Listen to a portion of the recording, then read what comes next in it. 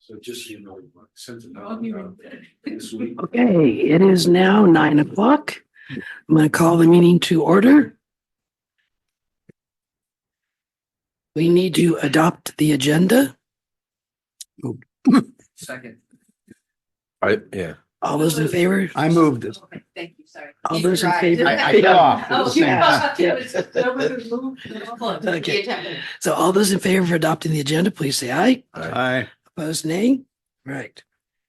Board Liaison Committee appointments. We have 3 different appointments to make. I am currently the AACCT representative and the speaker of the board. I would like to continue in those 2 capacities. And I do the appointment. Do we have anybody that has a problem or doesn't like that Speaker or idea? board chair? Well, usually the board speaker is the chair. Right. So that one's all right. Okay. Now we have the liaison for the Yavapai College Foundation. Steve Brissetti has been filling that position. I asked him yesterday if he would be interested in continuing, and he said yes. So I would like to appoint him to be our liaison to the Yavapai College Foundation Board. Great. Okay, any problems? All right. If any of you want to attend their meetings, just let us know and we'll get Yvonne to be the one that, no, Deanne would be the one that would set you up to also attend. I usually go to those also, but Steve is our official representative and I think he's been doing a good job. point of order, if I could, please. Yes. On the agenda that's sitting on the screen, this item is not on that agenda. Board member liaison is not on this I agenda. think your agenda, I think that is an old. Oh, yeah, it Because is. I noticed it's from December. and Right, We don't 14. have, we don't have the January. No, the agendas. agendas are not. Yeah, Okay, all right. so follow along on your paper copy or there's the PowerPoint presentation on here. It was the agenda sent to you via email by ma'am. Mhm. I have that. I was just saying that the screen didn't. Yeah. Yeah, I noticed that. So I was trying to There you go. make them match up. Okay. Are you okay now? Mhm. All right. Next item on business is the executive session.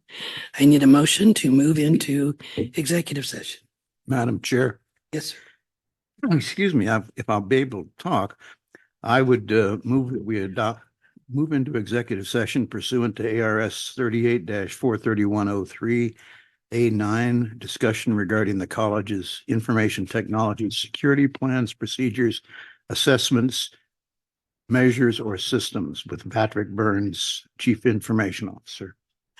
Is there a second to the motion? Second. Okay.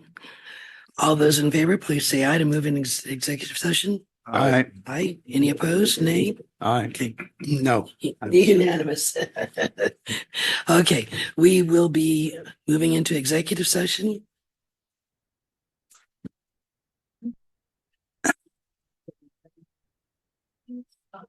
Mhm.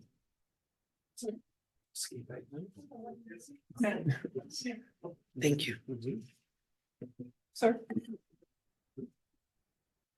Pause. Stop. Just pause. Okay, we are back in session. And the next item of business is possible, no, that was, we have no action to take from our executive session. So we will go to the consent agenda. How do I, Chris? how do I bring that up? It's under PowerPoint. The only one I wanted to pull off and talk about a little bit was the preschool that we do. Okay, the NACOG or the, Yeah. okay, And I just had a question. Choose TV. okay.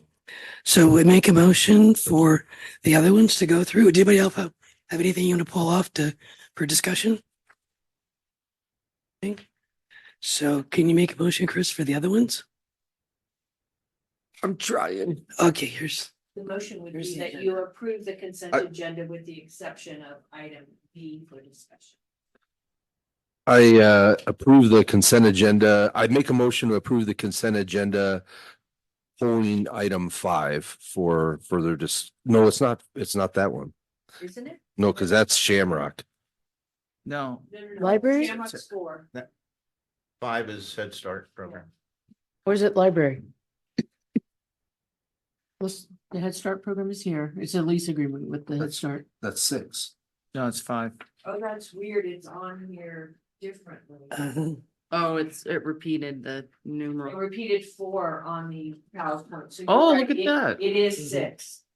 Okay, The agenda is item correct. 6 It's the first 5. Regarding Head Start. It's regarding Head Start. Okay. Is there a second to that motion? second. Okay, all those in favor of approving the consent agenda with the exception of one item on Head Start, please say aye. Aye. All those opposed, nay. Okay, motion carries. On the Head Start program, my only question was, we keep lengthening the amount of that lease. And I think, I understand that at first we were going year by year. And that could be too short. It doesn't allow for planning. We got it up to 3 years. And now we're going at 5 years, which I think, does anyone else think that 5 years is too long on some kind of a lease because things do change? I think 3 years was a good amount of years, but is 5 years too long? Birdie Valley And- Head Start. I'll just go with whatever the board decides on that. That just stuck out to me. Because I've seen other agreements when it gets in there and then if something happens, you have no ability to make a change because you're in a lease for 5 years. Because a lease is a contract, even though people weasel out of them all the time. I agree with you, and I have a question of whether there's legal situation on it because of restrictions on entering into contracts that are too long, according to the statutes of ours. That's your book. Yeah, I was gonna say 5. Mhm. 5, I know. We used to use it as a 3 years. We couldn't go beyond 3, but that's why I'm asking. I'm happy to look it up. The statute says 5 years, up to 5 years. Okay. And is there a reason why we moved it from 3 to 5? So in conversations with Terry Drew, they need the 5 years because that's consistent to their new funding cycle, the money they get from to operate their daycare center. And have we had any concerns with these daycare centers whatsoever? So I don't think we do, unless there's something that came up. They've been a pretty quiet and consistent partner with us. I agree with you. And Terry Drew is NACOG. Yes. As you probably read, it's a simple land lease. We have a location at our PV center and at our Verde Center, our Verde campus, and we bear no interest in the project other than providing the land. The relationships, at least according to this, is at least 25 years old. So again, I think 5 years would be acceptable, especially in light of their funding. Okay, I make a motion that we approve the 5 years lease then with the NACOG So that's the renewal of the lease. renewal of the Mhm. lease. Second. Any other discussion? All those in favor of renewing the lease for the 5 years, please say aye. Aye. Aye. Nays? Okay, motion carries. Next, we have item D, revision to the Yavapai College District Governing Board Policy 204. And you each have that policy in front of you.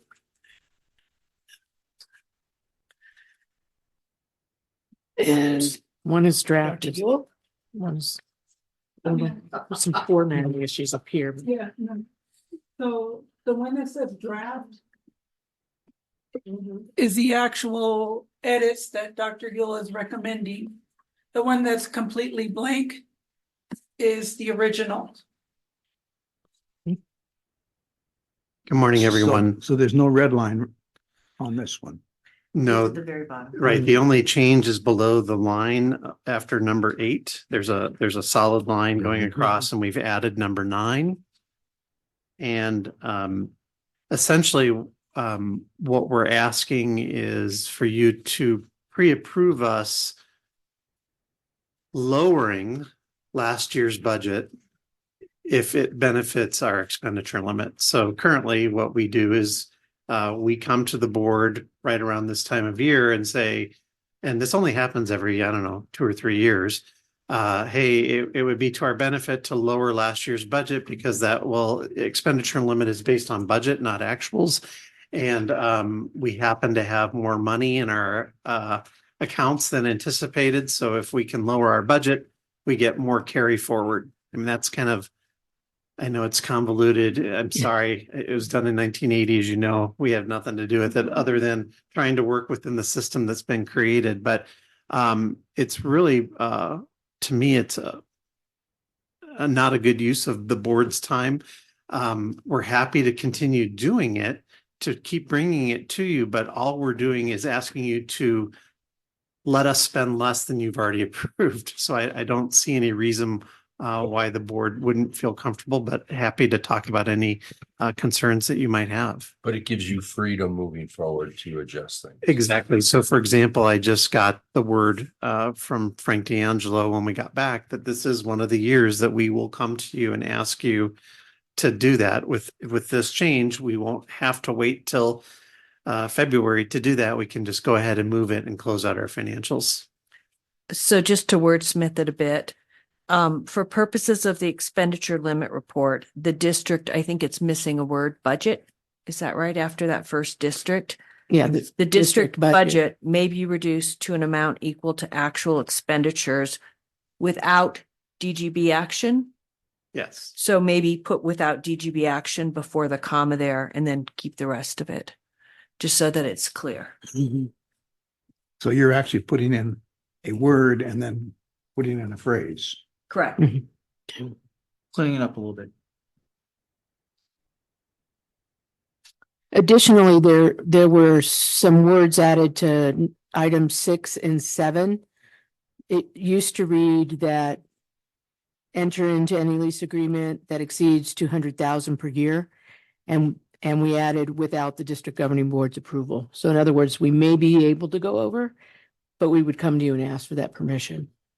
And that's on both 6 and 7. Both on 6 and 7 without the DGB approvals. So it's increasing our involvement with those financial situations. Like we would only go to that limit without your approval. And if we wanted to go over it, you could allow us to do that. Decreasing with number 9. So it says the top is accordingly the president shall not. Right. And so the addition of the few words on 6 and 7, the board would approve that action if she would like to have it done. Currently, she can't do I that. can't exceed it. Right. Right. But we could exceed it with your approval. So does number 9 make sense with leading in accordingly the president shall not? That was going to be my See, question. I read that Oh, it's that's a good war. question. She couldn't do it. Yeah. Mhm. I think it might just be a separate, not a number 9, but a separate standalone. This would be a. Does that make sense? Roman numeral 2. Right. Yes, yeah. I see. Yeah, because otherwise I think it doesn't actually read. In which case accordingly should be Roman numeral 1. That's right. So could I, Madam Chair, may I make a statement? Yes. So because this, correct me if I'm wrong, because this appears to be something that occurs irregularly but does occur, why would you make it part of your policy and not part of your procedure? Why would you change financial policy? Because next year you're gonna have to change it again if it's not an expenditure limitation issue. This really isn't a policy, this is really a process based on your financial situation. Just a thought for you to consider to confuse the issue even more. I also would argue a little bit that you don't need what you added in 7 and 8 because the president can't do it anyway. And the only way the president can do it is if she asks you if you can do it. And you don't need permission, you don't need to give yourselves permission to exceed 30,000 or 200,000, whatever the number is. So you're changing a policy for reasons that you may change them back, and you don't have to change them because your policies are solid based on the way they read. And the expenditure limit is a yearly thing based on where you are budget wise and all the crazy things the legislature may do in a given year. Just So with your suggestion on what's currently number 9, how would you remedy that? What would be your better solution for that? I would think that you as the It's operations. CEO would, It's almost like an operational thing. well, it is an operational thing, except that it has to do with money, so money generally goes to the board. I would think that it could be a motion from the board to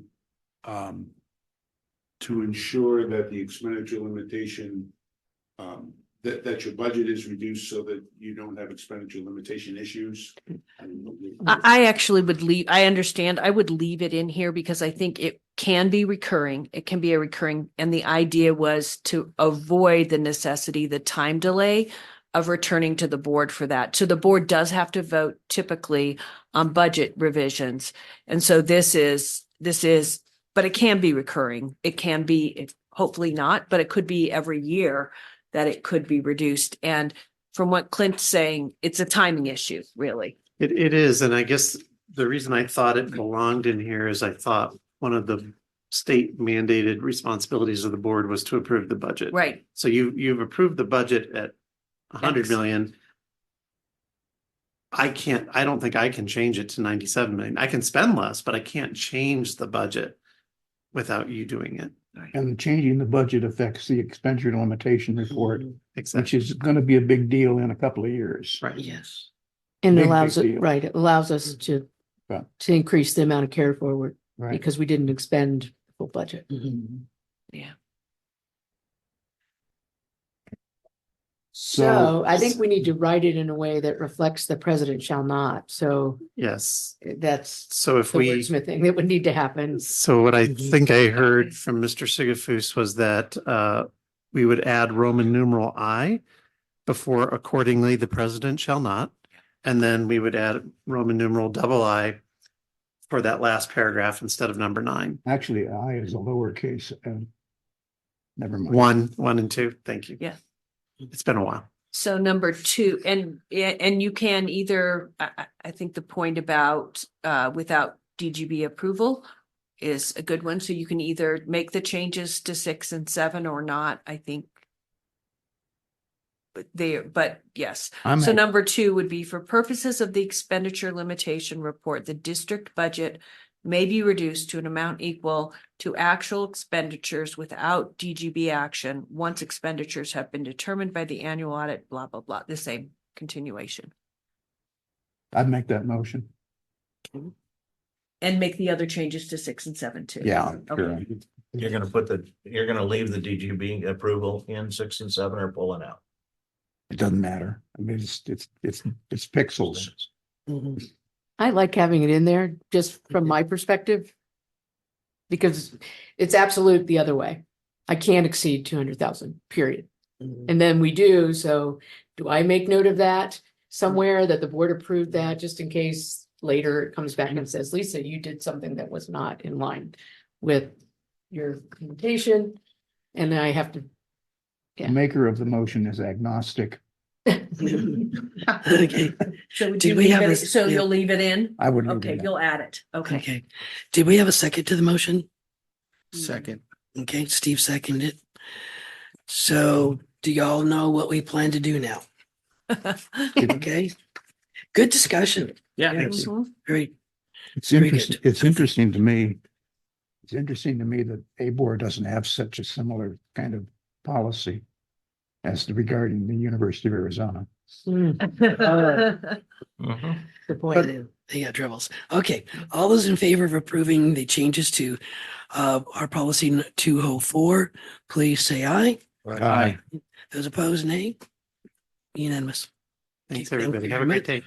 And I think anytime You're Clint leaving? comes in under budget, you gotta get a medal. Okay. Yeah, significantly too. Over there. That was it. You know, I think too often, I think government, it's, you better spend it or you won't get it next year. Yeah. And it's nice when you come in under. Okay, we the talk next about agenda item is revision to our district governing board policy 304, board elections and appointments.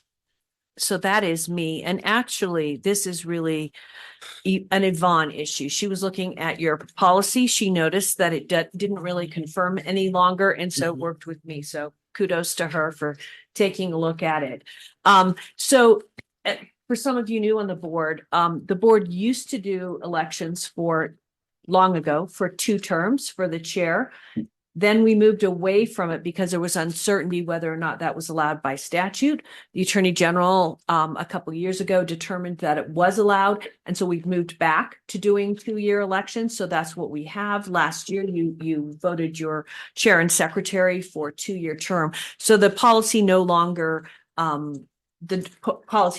corresponded with your actions. So we would take out every January, instead add that you'll elect in the January of the year in which the terms expire.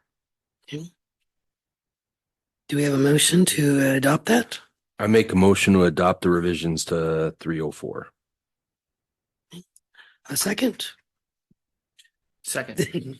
Thank you, Steve. Any other discussion? All those in favor of approving the changes to board policy 304, board elections and appointments, please say aye. Aye. Those opposed, nay. Oh, it passed, unanimous. Okay. Next, we have our governing board meeting delivery procedures. And Mr. Sigafus will be addressing that issue. Thank you.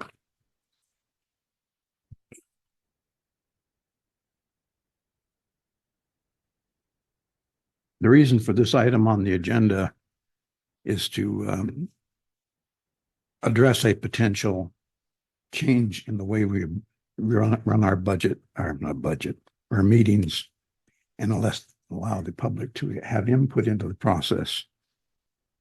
And I've got a presentation I want to make, starting with the fact that this county has been split by the mountains since 1864. That's a long time. And about 1/3 of our taxpayers live on the other side of the mountain. I don't. And there's no question that the geography issue, short of drilling a tunnel, will change. That is to say, that side of the county will always be isolated from this side of the county. And whether it grows at the same rate is unknown, but at least at this point, it's about 1/3 and 2/3. There are at least 2 trumpets in the Verde Valley who make it their object to whip up controversy about this college. One of them's a newspaper, the other is a blog. Blog is run by Bob Oliphant, who is not a friend of mine, an acquaintance of mine, who served with me on the board for 1 year. Yeah, actually, he was on the board for 1 year. But he's been a thorn in our side ever since he left the board. I have a quotation from a recent blog post that I'd like to read for the record. The district governing board meeting distinguishes itself from nearly all significant governmental bodies in the county by refusing to live stream its proceedings. This decision seems like another attempt to withhold information about its activities, discussions, and debates from county residents. That was on the blog. If you look at it, and I do periodically because I like to know who my enemy is and what he's saying. My points are that is a burr under the saddle. When you've got somebody who's posting this on the internet, you also have a newspaper. I believe it's called the Red Rock News. I've never seen a copy of it, but I've seen some of their editorials, who make it their job to whip up actions and controversy with county residents on that side of the mountain. We do have an obligation to make certain that taxpayers have the opportunity to understand our decision-making process. Absolutely. And Bob makes a very good point that when you have a meeting here, you have taxpayers with 100-mile round trip which will take 2 or 3 hours to make that trip, they're not going to show up. And if they have something to say, they're not going to be able to say it. A significant amount of time and energy is also expended by the college for our staff to set up and manage the offsite meetings. Because we have to put the entire process from here to Clarkdale or here to Sedona or here to Camp Verde, not Camp Verde, but Chino Valley, when we have a meeting that isn't located in our district board governing board meeting room, which is set up solely for that purpose. In most cases, the audience for this meeting are made up of the usual suspects. I don't have an audience here for this point because this meeting room is a little bit different than the one we would have in Clarkdale. But if I had a meeting in Clarkdale and I asked everybody in the audience to raise their hand who wasn't associated with the college, I'd have a full room, but I'd have maybe 3 or 4 hands. And maybe one of those hands might want to make an open call, or in the case of a controversy, maybe 20 of them would be. But the bottom line is the standard audience for this meeting is made up of staff and faculty. And if we have to move that staff and faculty to Verde Valley, to Sedona, or to Chino Valley, or to Prescott Valley, that takes time and energy. And expense. And expense. Adopt time and energy and expense. Time and energy equals expense. That's Einstein's second law. E equals, never mind. MC squared. We have technology. When this board had to do Zoom meetings because we closed down the campus in 2010, we operated our board by Zoom, and we had an audience in the background by Zoom. So we have that technology. We used it for about, I guess, a good year before we actually got back to regular in-person meetings. But we still have that technology. My suggestions are that we have 2 policies or procedures that we might want to adopt. And I'm not sure that this is an item that's on the agenda for decision It is. or discussion, It's both. but we might want to have a discussion about streaming the meetings to allow a limited amount of open call opportunity for the offsite locations. That is to say, if you're on a Zoom meeting of some sort, you might have the opportunity for an open call, raise your hand during that period of time so that you as a citizen in Camp Verde who's watching the meeting could have his open call, her open call heard by the board at that point without he or she having to make the 200-mile round trip. And if I can just interject, so I do work with several boards who do that.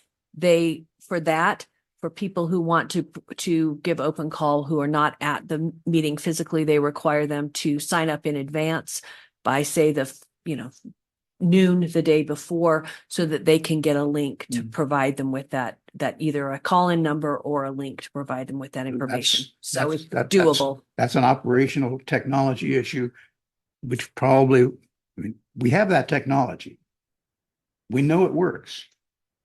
The question is, are we willing at this point as a board to make a decision that this meeting should be able to be seen, at least seen, by the residents of the county in Baghdad, in North Wickenburg, in Ash Fork or Seligman? If they have an opportunity to get that, they don't have to make the trip to here or wherever the meeting is being held. That's the first part of the decision, and that could be separated from the second part. The second part is we have 9 scheduled meetings a year. We don't meet in December. We don't meet in July or August because there's nothing really going on in July or August, and December is normally a holiday party or it's a holiday kind of thing, and the college is shutting down, and we don't have an agenda item for those 3 months. The only agenda item we would have for a June meeting is the opportunity to, if we haven't made it in May, to adopt a final budget, which we have to do by June 30th. So we really the last number of years that I've been on here, we really haven't had a June meeting. So we have 8 meetings a year. If we have 2 of them in the Verde Valley, and we have 1 in Chino Valley, and we have 1 here, and we have 1 in Prescott Valley, that's 5 meetings outside of our dedicated board meeting room. That's 5 times we have to move the staff and the technology and set it all up for having those kind of meetings. That's an expense item. We need to look at whether or not we actually need to have those 5 meetings on an annual basis. Seeing us once a year in a different location may or may not be the most effective use of the staff time and the staff and the college budget issue. Making it every 2 or 3 years, yeah, we have a back and forth with the local community members, but on an annual basis, holding 5 of the 8 meetings outside of our dedicated board meeting room is beginning to look like it's not making any sense to me as a member of the board for 18 years. Now, we've done it. We've been doing it for that period of time. I think maybe it's time to take a look at that issue. Ray, can I just historically have we done it differently? No. I mean, have we always done that circuit? I don't we've done it ever since I've been here. I recall kind that of- we have done it to that extent. Okay. There have been times, and I believe it's been like maybe 10 years ago or so, where we didn't actually have a meeting in Prescott Valley, as an example. We didn't have a meeting out in Chino Valley because we didn't have a fully adopted a center out there. The building actually wasn't built until 2012, I believe. So the answer is, historically, it's been mostly done, but I get the idea of having our board meetings held here, live streaming them to the world, and not having to deal with the question of, do we move staff and faculty and technology to 5 different locations? Travel time. And the travel time. For us too, by the way. So you're recommending to have all the board meetings at the Rock House and just live stream it? Yeah. Okay. That's my proposal. Now, you might say, well, let's do every other year. We'll go to Chino Valley, or every other year we'll go to the Verde or someplace like that. But at this point, if we are doing technology the right way, we don't need to have all the staff and faculty run out to the Sedona Center. We don't need them all to run out to the Chino Center. Now, there might be an example of where we've got the new Sedona Center all set up and we've not seen it. We go out there and we have a meeting there just to see the way it's done, or the changes in the Rock in the Chino Valley. But that's a special occasion. Mm-hmm. But I think as a board policy, it ought to be, we're going to meet in the meeting room we've set up for ourselves, the technology we've set up for ourselves. Let the world see what's going on. Let the world react to it, but an open call kind of thing. And unless we have a special meeting need to go there, we just don't go there. That's my bifurcated proposal. The first part, which is the live streaming, the second part, which is the meeting area, meeting room. Well, so there's 2 they're kind of related to each other. Tied together, actually. Right. You can't do one without the other. But the live stream piece, so just to be clear, that during COVID, we actually did used 2 different technologies. So we live streamed on YouTube, so you could go on and watch it, but you couldn't participate. You were just watching it. Mhm. And then the Zoom link was a different technology used if someone needed to actually participate in the meeting. Right. So when we talk about live stream, we're talking about YouTube, right? Yes. That's how we think of it. And then the Zoom link is a different method that allows participation. You're saying- but You can watch it and participate. And the reason a lot of boards do the YouTube and the Zoom link, it was to ward against Zoom bombing. Yes. And interruptions in the board meetings, because several of them did have people who were not, they didn't care. They just found a link and they Zoom bombed and during COVID. So that's why the kind of sign up in advance, get the link if you need to participate and you want to do an open call, and we have your name and your contact information. And then you can watch on YouTube, and it stays on YouTube. Can't you do too. both at the same time? Right, you can do it both at the same time. We Yeah. did both. Yeah, we did Even on both. Zoom, you can mute everybody until it's open call time. Mhm. So the So, host can control that whole meeting. I Yeah. will get IT, but once you start populating everybody that just wants to look at it into Zoom, you start to make Zoom Less stable. or- less stable, Gonna bog it down. and it's more likely for it to shut down on us right in the middle of a meeting. So it's actually, if I'm listening to Mr. Sigafus correctly, for IT, it's actually 3 things that need to be done, or 3 things he's asking for. Virtual open call is what I would like to call it, which they would be given a Zoom link if they registered, and they could do open call via Zoom. The second one is live streaming. If you don't want to talk to the board, if you don't want to do open call, then you can watch it to your heart's content. And then the third one would be the scheduling, changing the schedule from the schedule that it is now. We have a meeting in Sedona and things like that. They would all, if the board approves, they would all go back to the Rock House. So it's actually 3 things that, from an IT perspective, is what Mr. Sigafus is asking for. Can you tell me how you would get in to watch it? What's the technology, please? It's a YouTube channel. that So it's runs YouTube and then for a open call, it's what? Virtual open call. So There's Zoom. Once There's they. Zoom. So it's two You different. would get a Zoom link Yes. by approval. Once they register with their information. So if you had, on the issue of transparency, if you had somebody that was watching and they wanted to take and make comments, are they able to take in some way, get the link so they can make a comment? they can't make They're a not comment, allowed they to can't do make a that now. comment in a regular meeting. Yeah. Only an open It's an call. open call. Only open call, and there's a form, and what we would do is transform that little card that we have into an actual registration form on the board's website. The only thing is that when you do open call now, they can come up with any subject that they wish to. That's it. Add. Sorry. Oh, go ahead. Keep going. Yeah. What I'm concerned about is that when you're giving them the link, you ask them, the ones I've seen come out, what their subject is and what they want to talk about. If it's true open call, they would not be asked and they would be given the link. Mhm. So which way are we intending to do that? Well, for someone in person, sir, we have cards out in the lobby for open call, and they have to at least fill out their name and date. And it has the room for a topic. Mhm. 90% of them do fill it out. Some of them don't. Doesn't mean we don't do their open call card. It just means they didn't fill out that portion.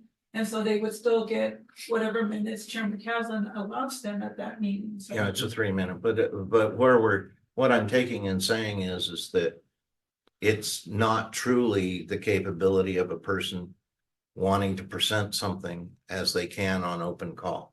Sure. And that's where I'm concerned that would go away. So they might not be able to come to the meeting and say, I'm not going to participate, and then see something on the agenda and ask to be added. That's true. I don't think that happens super often at this meeting where somebody comes without the intention to participate, but it has. Again, I work with a lot of both state agencies and K-12 boards, and they do the registration in advance.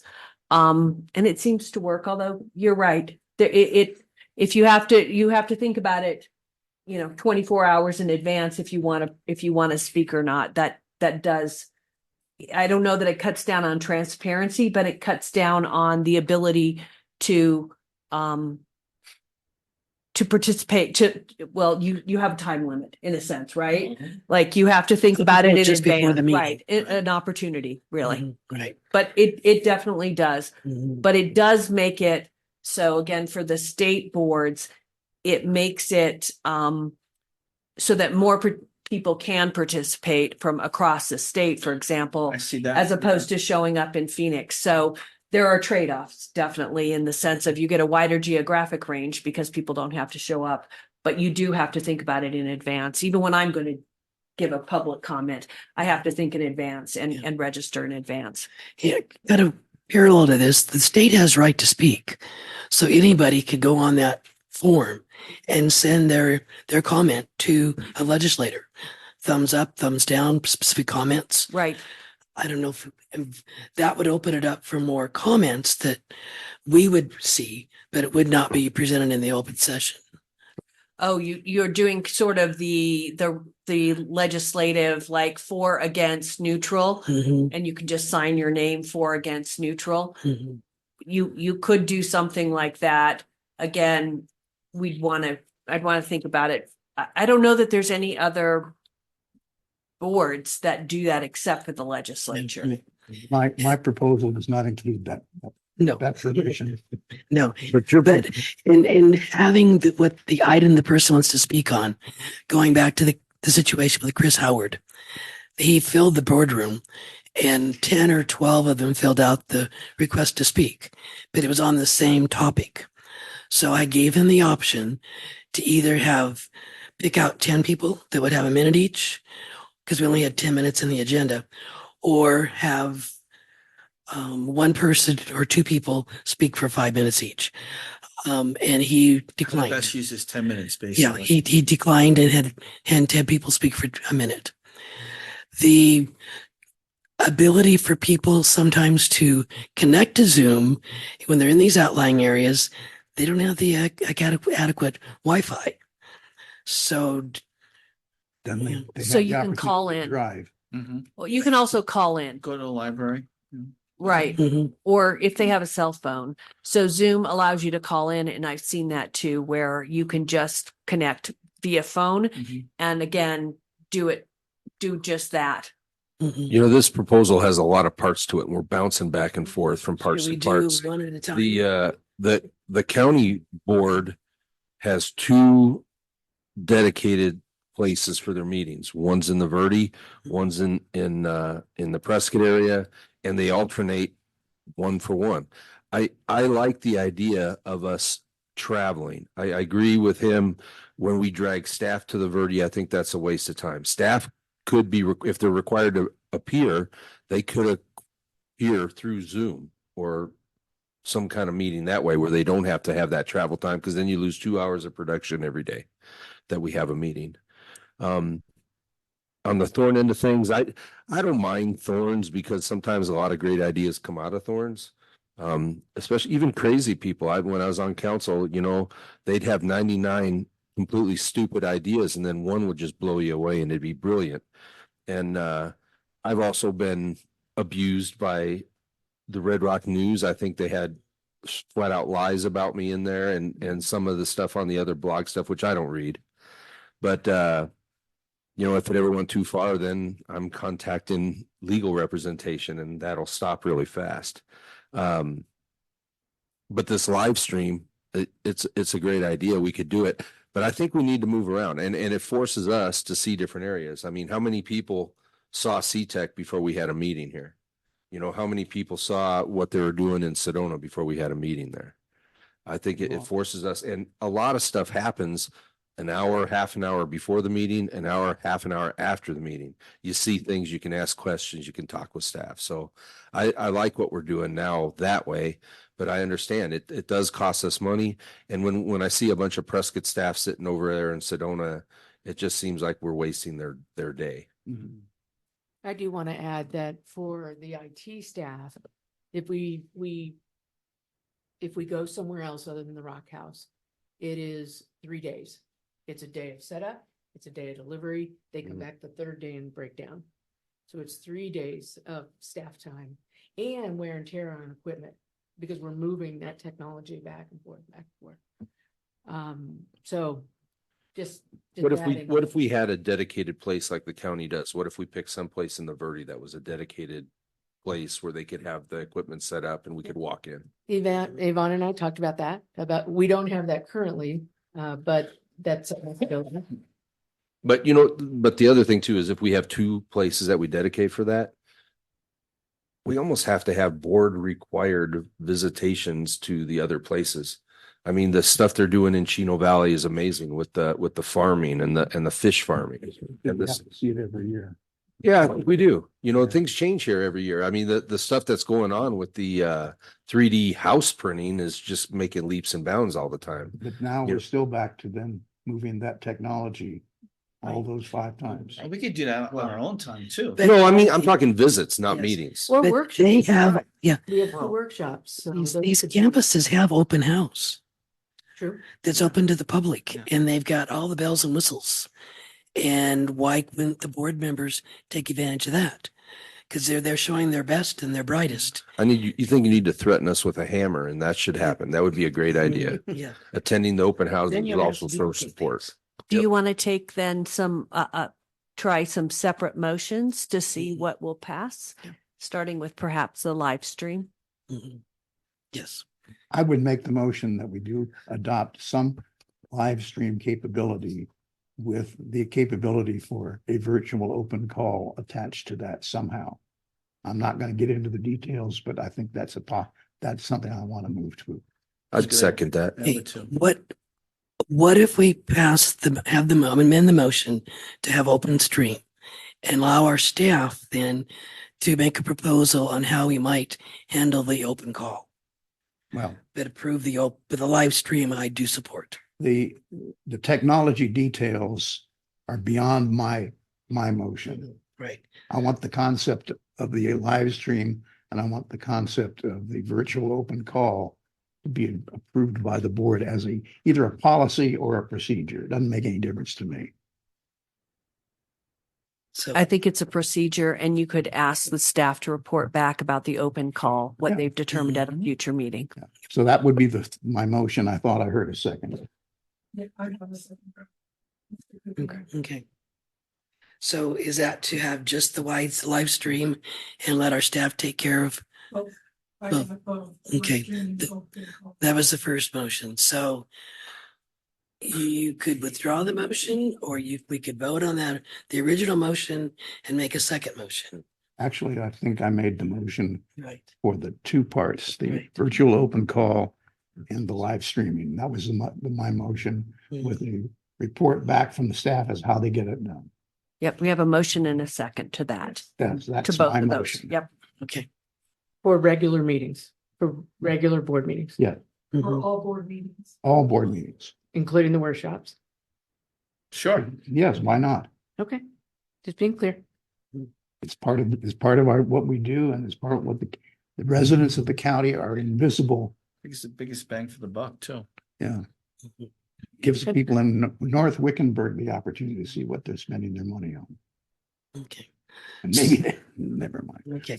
So the motion before us is to approve live stream and have our staff take care of the open call issue, live open call. Yes. Okay? I would support the live call or the live stream. I won't support the open call. What's the reason for that? Do you mind sharing? Only because of the fact of what I said, where somebody is watching a meeting and decides that they want to present and they don't have the capability of taking and making a comment if they wish to. They kind of don't already. I know that, but I do feel that it's transparency on an overall base. Okay. So we'd be So- live streaming and people who wanted to participate in open call would need to show up physically. No, That's what Oh. I'm suggesting. that's what you're suggesting. He doesn't want to have the virtual open call. If, beg pardon, Madam Chair, Mhm. if Toby doesn't want to support it, he just votes no. Right. That's right. That's not part of my motion. Right. No, but it's good to understand why he's voting no, because maybe it's something I ain't quite caught on to yet. And Toby, when I hate going back to council, but you know, I was under a mayor that had public comment after every item discussed. And you know what? It wasn't bad. Once people got used to it, they think, oh, it's going to be mayhem, but it wasn't. And I thought it was good. We'd have council discussion, then he'd go comments from the public, usually nothing, you know, and that's how you get by doing that. But that's not the way we currently do it. And just to clarify the motion, Mr. Sigafus, do you want this to start with the next board meeting? When do you want this to start? My proposal is open as far as timing. If we can get it done by the next board meeting, I don't see any reason not to do that. So the next board meeting is a week, so maybe in February instead. I don't, right? February 13th is the next one, February. Oh, 24th I is can't February. remember. Okay. That's what Sorry. I'm here for. Thank you. February I know 13th. there's is something the Thank you, ma'am. budget. You're welcome. February 13th is the budget workshop. February 20th is the regular board meeting. So as soon as possible? Yes. Okay. Madam Chair, may I make a comment? Yeah, at the microphone so we can have. Yes. It is now. So, to offset Toby's comment a little bit, I just want to make you aware, and I only know this from being at other board meetings. As you know, I travel a lot. And you do have the capability when you are live streaming of allowing people to speak. There is software that does that. That is managed by either Yvonne or Deanne or one of your tech people. So if for some reason you want, for example, if I were sitting at home watching this and you as the chair said, Dr. Borowski, do you have a comment? They can unmute my microphone. I can't, but they can unmute my microphone so I can make a comment. That, again, the devils are in the details, as Ray said, he doesn't want to get into, but I just wanted you to know that the software exists, that you have that capability. Should you decide at some point you want to use that capability to allow people to speak? It would be no different if you needed a report from Clint and he's sitting over in his office in Prescott. He could zoom in. It's no different than when you were on Zoom before. Last time we were in this room, Chris was on the screen. With all due respect, sir, Mhm. when you're talking about open call, there is, and you're talking about the community, I am mixing. apples and oranges. When it comes to open call, we have procedures there. The board has procedures. There is an open call card that needs to be filled out either prior to getting on Zoom or when you're at the meeting. That is totally different than you placing a comment because you're part of the agenda or Dr. Yule is part of the agenda. We cannot just open it up to the entire community who's ever live, because we may be talking, now I may over exaggerate, we're talking about 1,000 people, and to support 1,000 people on one website starts to make the app a little wonky. And so Yeah, and I'm we would just, still need to have them to fill out the card. Right. and I'm just going to say, if we move to something where somebody could, from the public, could comment after every agenda item or on agenda items, we would need to have that on a future agenda because that would be a change to your open call policy. Right. And I'm not suggesting either one of those. What I am suggesting is at the beginning of the meeting.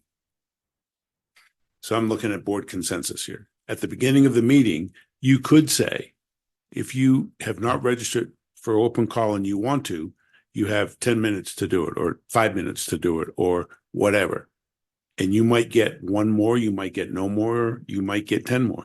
That may be hard to manage. I don't know. I'm just looking at solutions, not at ways to make your life more miserable, which I think I'm trying to do, but I'm not. I think it'll be very manageable until you get your torch and pitchfork meeting. Then it'd be really hard to do Yeah, that. But Dr. Ryan and I and Deanne had this conversation. It's totally the board's decision, but when we get into the budget in May, imagine having all of those people on open call They're all- via Zoom. They're all tennis players too. You know, it's it's those kinds of things that Deanne and I and IT would have to figure out and work out. Especially when we have to do this as soon as possible, because May's around the corner and we need to figure out from the board what exactly you guys want us to do. In regards to allowing people to register or come during open call. So we have a motion and a second, and I'll just say, to all these points, you can always bring this back you can bring back open call after you see how it plays out. You can always bring this back on a future agenda to make adjustments as you might want. What time crunch are we doing the staff? Like making it the next meeting or whatever? Well, that's why you've got it on the, As soon as right, possible. yeah. Okay, just one comment on this. Open call, usually their comments are on operations. Only when you get into the budget does it really affect the calls. Their comments would have helped guide the board. But the other ones, it's operational. We don't determine that. Well, And we don't respond to them. and in regards to the budget. Budget, yeah. With regards We to the don't budget, respond, but there's been only in my 18-year history 2 instances where we had a number of people that wanted to more than 10 Mhm, who wanted to respond to the budget. mhm. And the budget is a separate hearing. And it's a separate. Yes. It's a hearing as opposed to an open call. Mhm. Well, and the public ought to be able to comment on operations. In open call, we don't respond back unless we're personally challenged or something like that. But they ought to be able to say that. And she's sitting there, she listens, she watches us. I mean, she studies this board, and then all of a sudden you see stuff happen on the agenda that we talked about. So I don't see a problem It's with not a that. problem, but Open they- call is not part of my. It's not operations, but the public doesn't understand that. They think we rule, and they need to be able to air what they want to air, especially if, I'm not saying cut it off, but right. we just need to Better manage it. framed correctly. And you do a good job managing it. I mean, I think everyone has it. I've never seen anybody feel like they didn't have their say, even when the tennis situation came up and people were very misinformed on some of the things they were saying at that microphone See the board. and rude. But you know what? That situation, we weren't allowed to give details because it's against the law.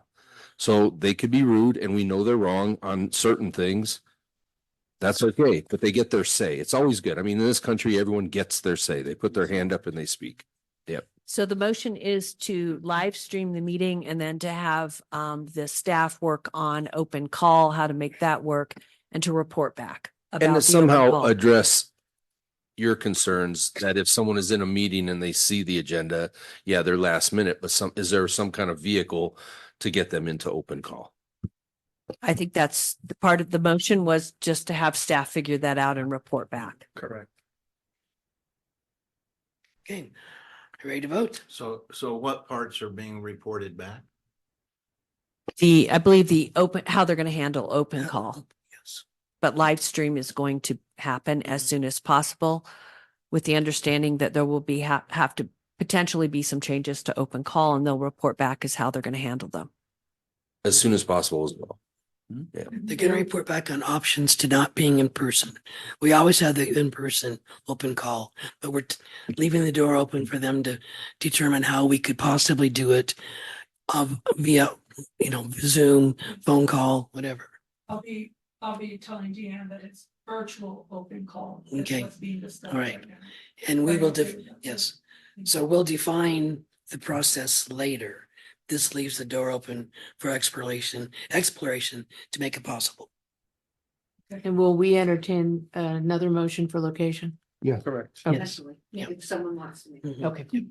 Okay, so all in favor of going virtual with our live broadcasting of our meetings and some possibility for open call. All those in favor? Aye. Aye. Right? So we got 4 ayes and 1 nay. Okay, thank you.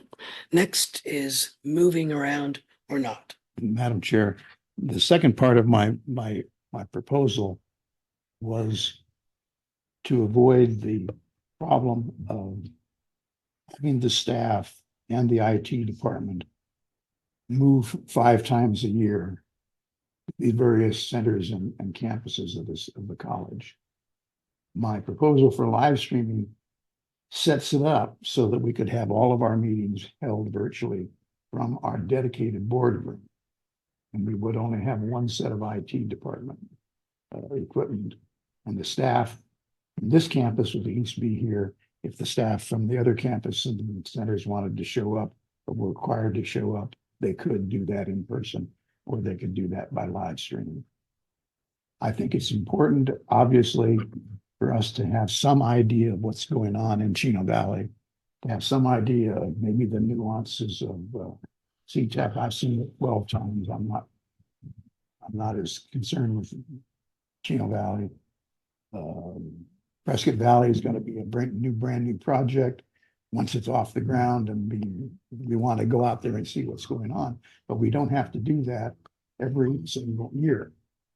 If we do that every single year and we move that location 5 times, that means all the live streaming equipment has got to move 5 times to all those different locations. So we've kind of backed off of that policy.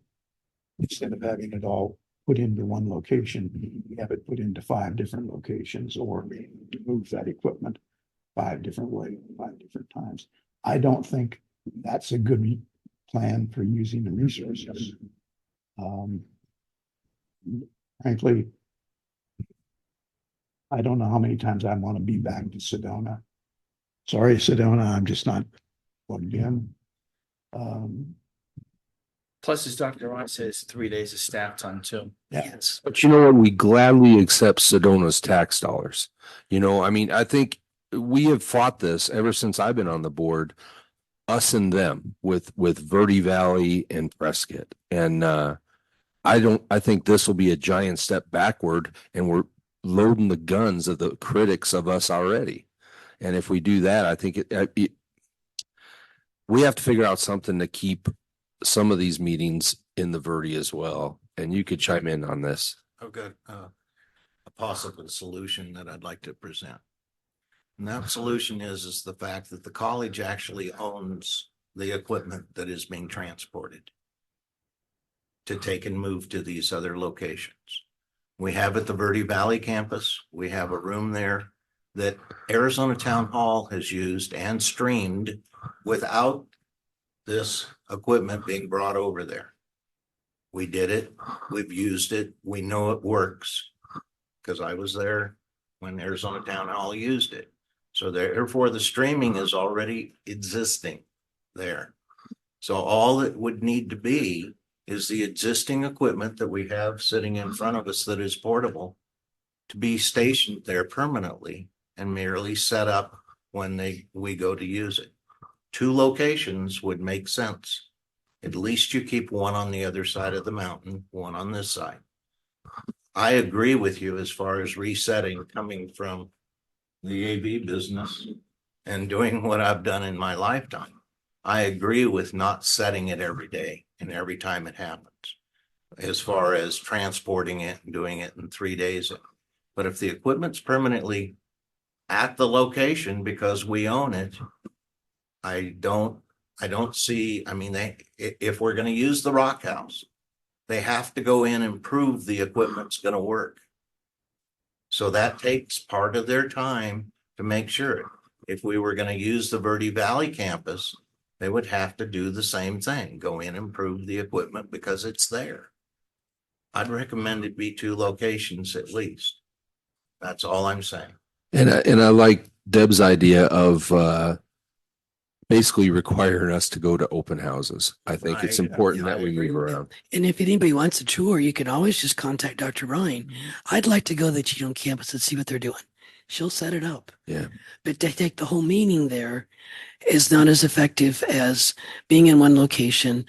And we have had small turnout when we're at any of our meetings of people from other places. Even, It's mostly staff. right. It's And very- part of this, yes. part of that is because of the fact that we are moving all the time. It's not a permanent location. I think that if you had two locations, you'd probably possibly get more people at each one. So I was going to say, does anybody want to try a motion? We've got a couple possibilities. And when you do, if I could just ask you to either say when you think it will start, again, to give the staff direction on when you want to implement whatever it is, or if you want staff to come back with a plan at the next board meeting for locations, depending upon what motion you make. Madam Chair, yes, sir. I would like to make a motion for the staff to determine or to have come back to us at the next meeting for the potential of having two locations, one in the Verde Valley and one on the Prescott campus in our boardroom, for having meetings that were co-located or co-located, alternating between the two sites, either on a monthly basis or twice a year basis or whatever. Okay. Yep. Looking at the implementation of this, currently we have February, we're at the Rock House. March, we're at Sedona Center. And then April and May, we are on campus. April's the Rock House. May is in the community room to have a larger space. So we could implement the live streaming now. And that would keep one meeting in the Verde. It'd be at the Sedona Center. Or And that's May. that's March. Let's not mess up now because of the budget process. Let's just start it for next year after summer. Well, we could start the live stream now. Yeah, yes. My motion, Yeah, the But live stream is the movie. Yes. Yeah. my motion does not say it's scheduled. Start with this current calendar year or this current tax calendar year, board year. My motion would say, find a way to make it happen. Sometimes on the Verde campus and sometimes on the Prescott campus, and report back as to how that might work. And we would continue with the current calendar. And Madam Chair, as we are dabbling in operations a little bit with this motion, would our president like to have any comments on what she hears us developing? Because it's starting to become pretty clear. Thoughts? You want to stay in out? I appreciate the opportunity to go back and bring back to you, because there will be expense related to that and it would need to be included in the budget. And I don't know if that's a one-time expense or ongoing. Also, we had some preliminary conversation with IT, expecting that this might come up today. And they have asked for additional staffing if we would go in that direction to have two locales. So that's just a request that they had. So I appreciate the opportunity to go back and bring back some information about what that would take before you make the decision on the location. Did they know that we would potentially go to two locations Yeah, and we we already did. had, okay. We did talk about that. We talked about streaming. We talked about virtual participation as opposed to streaming, like that open call virtual. And we talked about if we set up a remote boardroom somewhere else in the Verde Valley. Okay. So My motion says, tell us what those options are for the next board calendar. And I don't think we have a second yet. I don't think that's a motion, that's direction. His motion is to direct staff to come back to you. Yeah, so I think it is a motion so that they about the right. can use. location, not Yes, about the the law, I other. agree. The other were, The options should be open. right. My motion would be the options are open. Tell us what we can do. Should the March meeting be moved to where we have the streaming capability? I thought you said they have it in Sedona.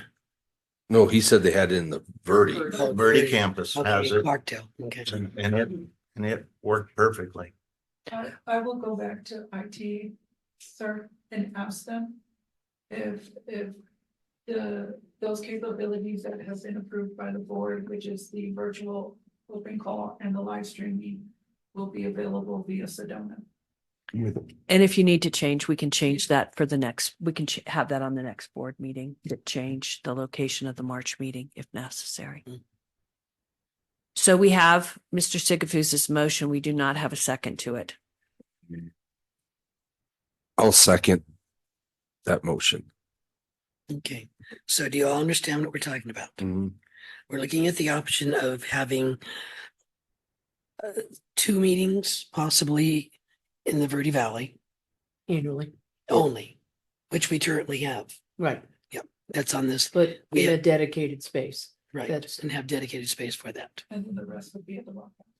Mhm. And it Right. is for your staff to go back, take a look at what that would entail and come back to you with options and a potential Mhm. calendar for next calendar year, I Which we'll assume. vote on then. Right, This is merely a motion to get direction Research. and information. right. Understanding that you're thinking Yep. about moving towards the two dedicated locations, one Rock House, one Verde. Okay, Well, yeah, I think it's very important to get our staff input on this. What do you think? We have no idea what's Well, the entailed cost too. in the cost, yes. the other thing is, as I heard here is we're gonna get the input of whether the streaming's capable at the Sedona campus and possibly moving to the Verde Valley campus, being as we know that the streaming is capable there. Yes, and that is rolled into the original motion because you have directed for live stream to happen as soon as possible. So if it cannot, they will let you know that just separately, regardless of this motion, they would have let you know that anyway and would propose a change of location if necessary to implement the live streaming that you've approved. Mhm. Okay, so everybody's clear? All those in favor of the motion to not move around and have two locations for our meetings that would be live streamed? That's not exactly what the Okay. motion is. The Okay, motion is, We're repeat. still moving around. the motion is for the current, the way I see the motion, for the current board year, we don't do anything at all about our locations. Okay, The exception that we might have to move Sedona for live streaming purposes. We need to know from staff what the cost and the options are for having a location in the Verde Valley and a location in Preston, hopefully the Rock House, for setting up the technology so that we can do a set of meetings in the Verde and a set of meetings in the Prescott campus that would accomplish having the public be on site at those points. But we need more information from staff about doing that. So we can vote on how to do that for the next calendar. Which And starts. essentially budget for it too. And then potentially budget for it beginning July 1st. okay, so we're That's, agreeing. that's my motion. I think you. Chris, Okay. I agree with it. Okay, so we're agreeing to only move twice a year to one other location. And we're let the staff give us direction and cost for the live streaming portion and the technical requirements. I didn't even see it that way. I saw it as not even agreeing right now just to two locations, Research. but to research the Research. potential of two locations And the cost. and the cost, and then the come back. board will decide whether or not that's gonna Right. work. Yeah, it's That's the just- motion. we're just giving staff direction to go get the information Yeah. and then come back Yes. to make a decision. I'd be interested in seeing the comparison in cost to what we're doing now, to what the cost would be by going to two locations. And if staff could appear instead of live, they could appear via Zoom. Would that save us too? Okay, And there'd be more food. At two That's- locations. yeah, so that's not part of the motion, it's a comment. So, all right. All those in favor of Ray's motion that was seconded by Chris to allow the staff to look at possibilities for limiting where we're going and the number of times that we move Beginning with July 1st, by July 1st. July 1st calendar. To start July 1st. Yeah. Aye. Okay. Aye. All those in favor, aye. Aye. Aye. All those opposed, nay. So everybody's an aye. Great. All right. Thank you very much. Again, good discussions. Okay. Mr. Jenkins, do you want to go now and then we'll break afterwards? Yeah. You make your presentation now. Can you call it in, please? Yes. 20 minutes. Sure, Madam Chair. As you know, we will be visiting DC for the 118th Congress's National Legislative Summit. I have provided a summary at a glance, and then in your packet is a little bit more detail, but for us, the Arizona contingency, David Borofsky and my office have been working on bringing the legislators to us versus us going out to meet with them. It has its advantages for them to come to us.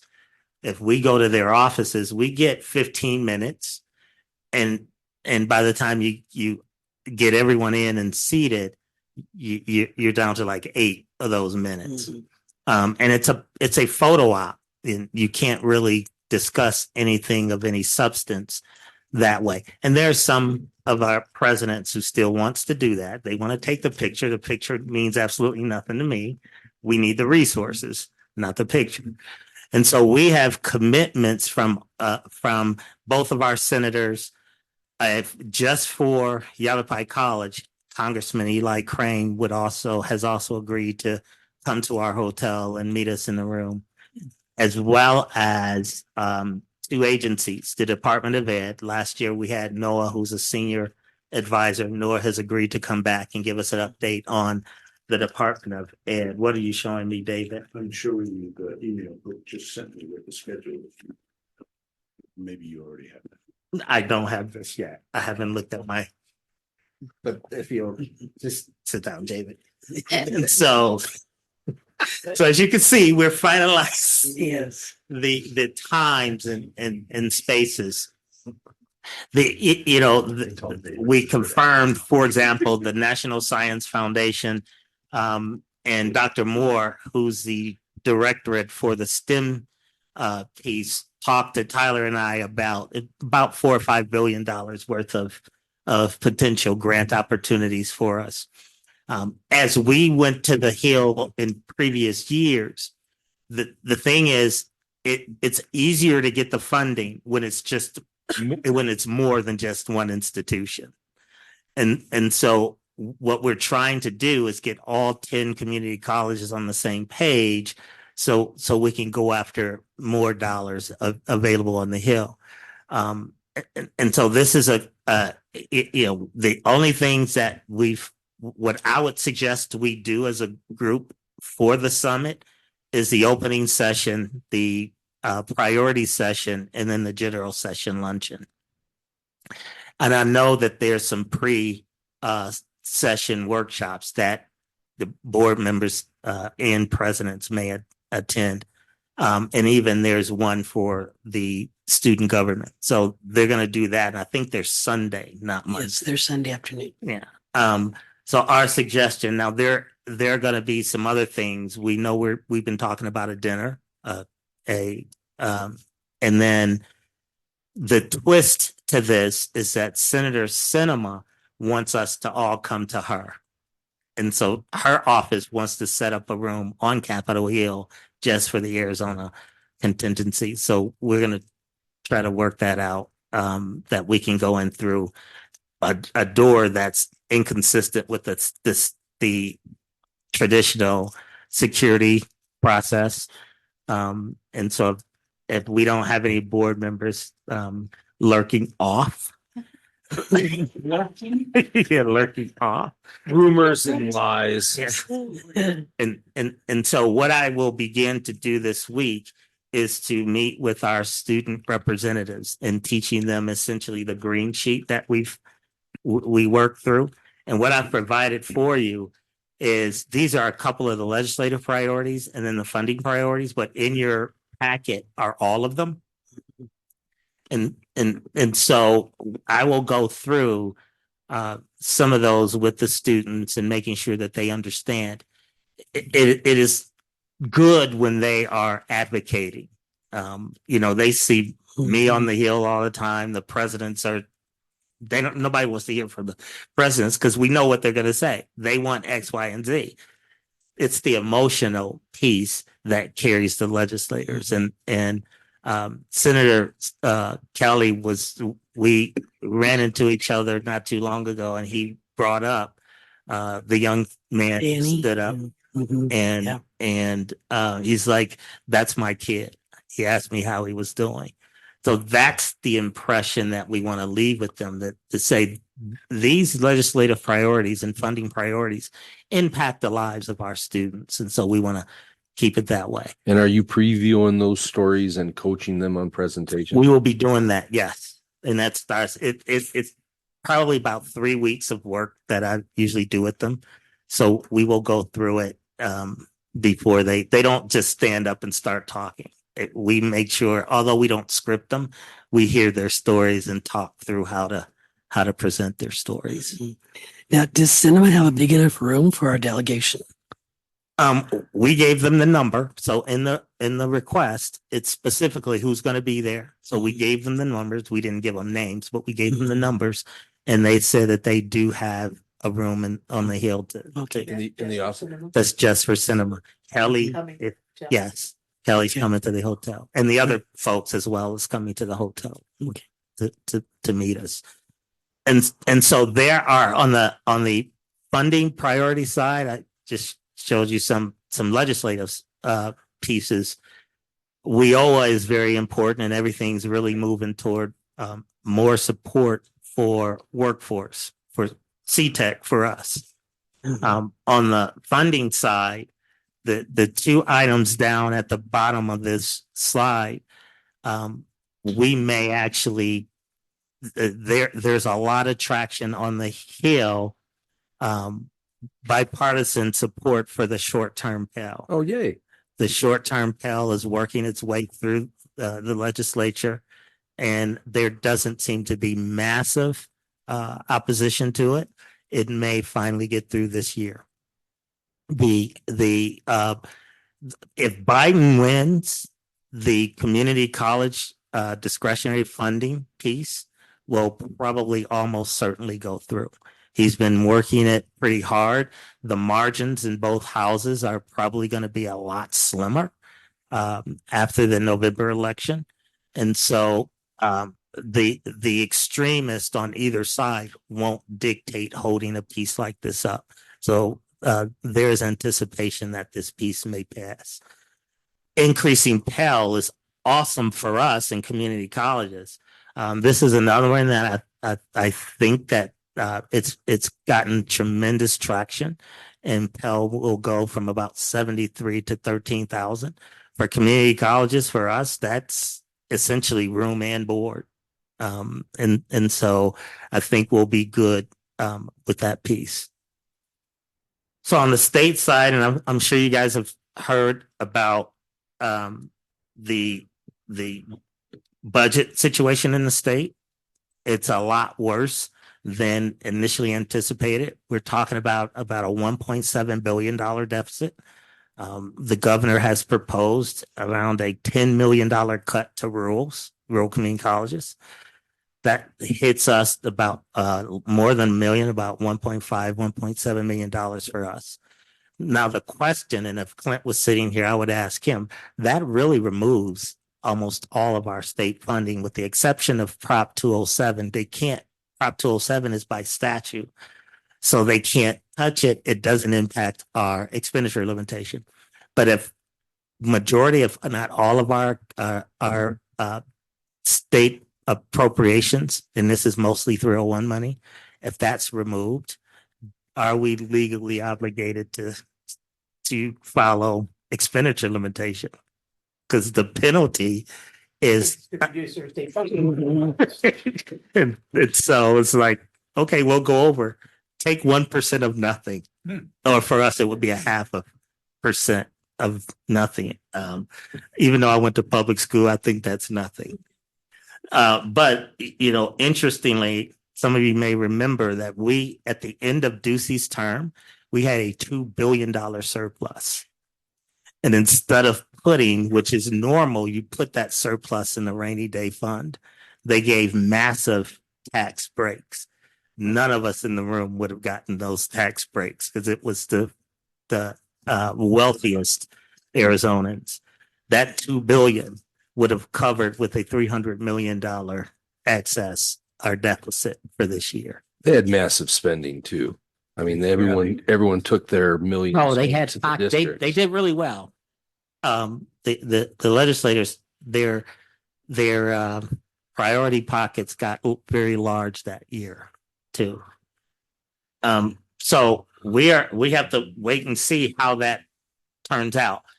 Now, there are legislators who dug their heels in and said that they will not support any cuts to education, both K-12 or community colleges.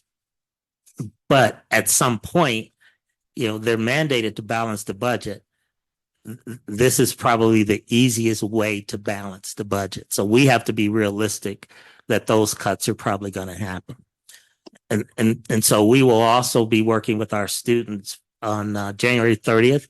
It's our Arizona Community College Day at the Capitol. We will have time with our legislators. The legislators come by and drop by during the lunch period. Each institution will represent itself using some kind of academic highlight. And I think it's a half a day. Will be done a little afternoon. But that is also another opportunity for our students to talk about our needs. And So we're setting up our tents again. yes, we're doing that. The wine came kind of late last year. We're not doing Well- wine. We're doing a different program this year. Yeah. Okay, on the budget, I have an email from Tom Horn that's dated December 27th, 2023, that the ESA program is popular and growing robustly, but he's talking about the budget and they're going to have money carry over. So what we're hearing is maybe not accurate that the ESA program has broken the budget, because they're going to have the Department of Education projects that state will end fiscal year with a $57 million education budget surplus. For ESA. This is ESA. Yeah, and so it's according to who you ask or what agency is counting the money. And ESA, as you know, has been a huge and hotly debated issue in the legislature. The Republicans have dug their heels in and said that they will not touch ESA spending.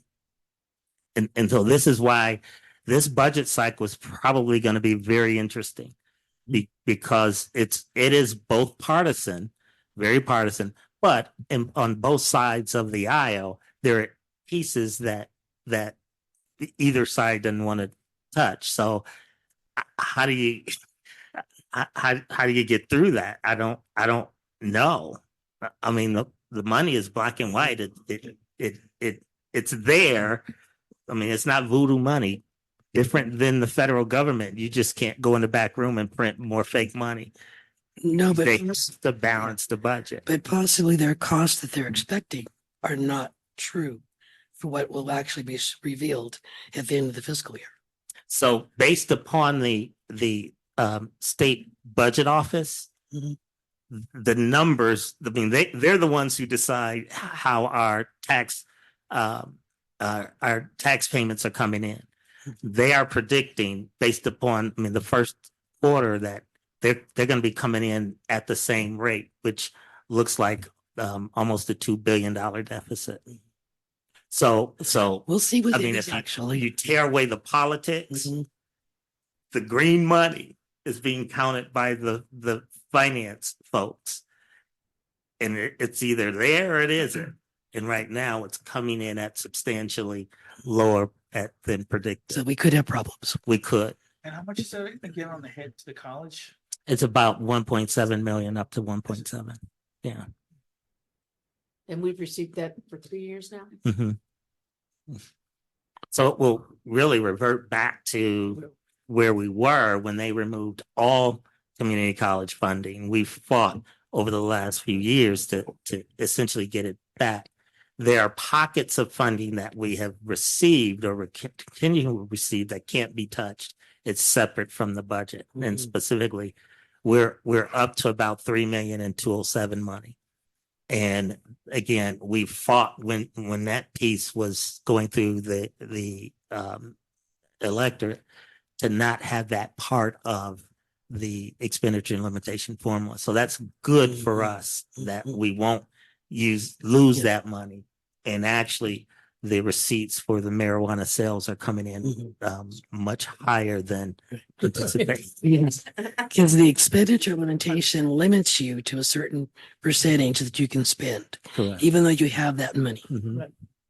How's our alumni representative fighting for us? Has she dropped anything for us? Because I understand she's dropping bills like crazy.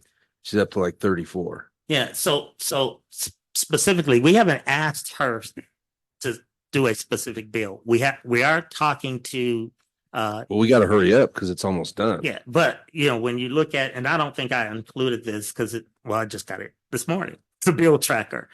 And so there are pieces that we're working with our three legislators on.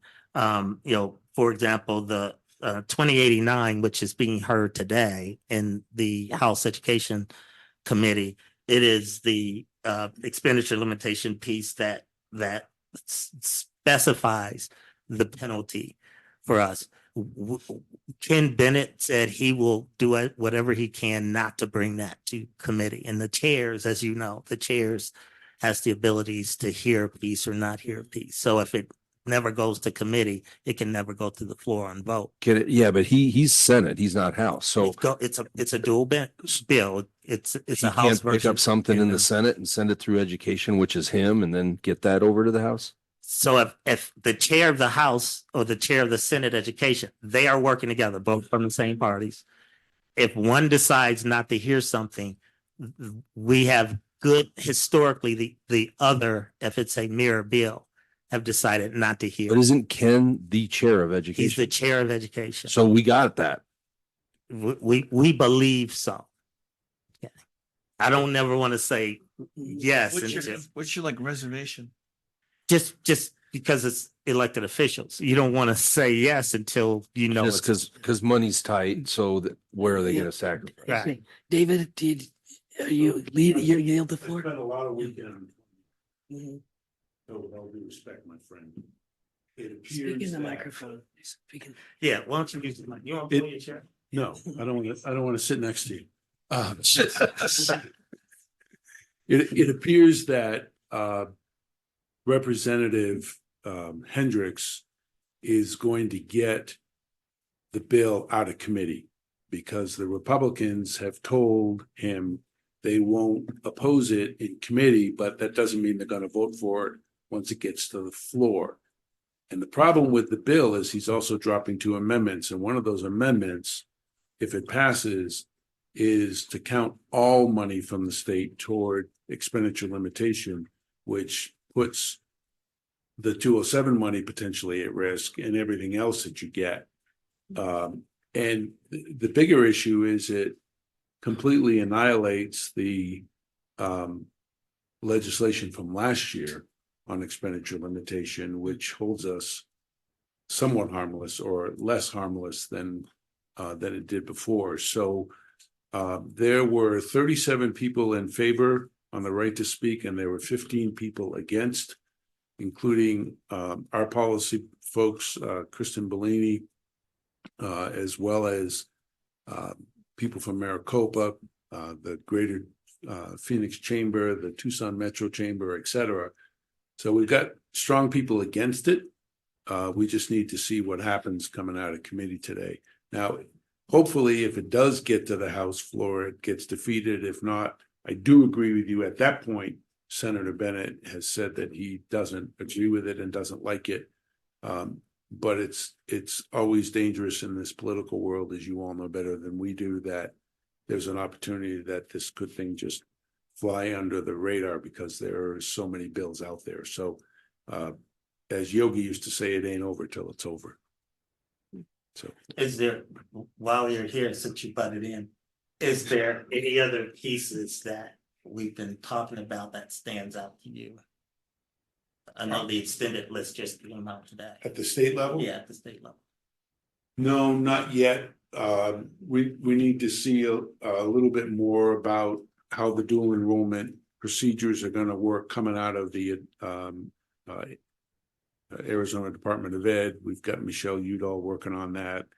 She's been slow. We may end up seeing if we can get her to an AC4 meeting, which might put some heat on her to get it done. think that's and then the adult learner, the adult education, how that, some of that is gonna work. Most of the rest of it's procedure, not legislation at the moment, but we'll wait and see what happens this week. It's a big week, so. Yeah, this is early, but this Yeah. is an important week of the legislature. And I think that's it for me. Unless there's any other questions? So back to the National Legislative Summit, you brought this up when Yvonne was out of the room. Which night did we determine dinner? Monday night. Monday, February 5th. You need to know that, right? And then there is also discussion with the president's about a tour of the White House. Right. Right. On Wednesday. Okay. And we've been individually contacted about that. So to put in our information individually. Yes, If that's We will- okay. we will be busy Yes. and hopefully accomplishing good work. We believe so. I think that there are some things, especially on the Hill, if we can get our community colleges all on the same page, Arizona can do some good. Yes. Thank you. All right. The next agenda item will run about an hour and a half. Is the food there for lunch? Yes, ma'am. That was what Okay, lunch is ready whenever you're. let's go ahead and break. And we'll do a 20-minute lunch, 15-minute lunch. We here, I assume, right? Yes, Could we do a working lunch even? I think we can have a break. All right. Yeah. So 15-minute break for lunch I live. and then we will reconvene. We need a motion to adjourn? No, we're just breaking.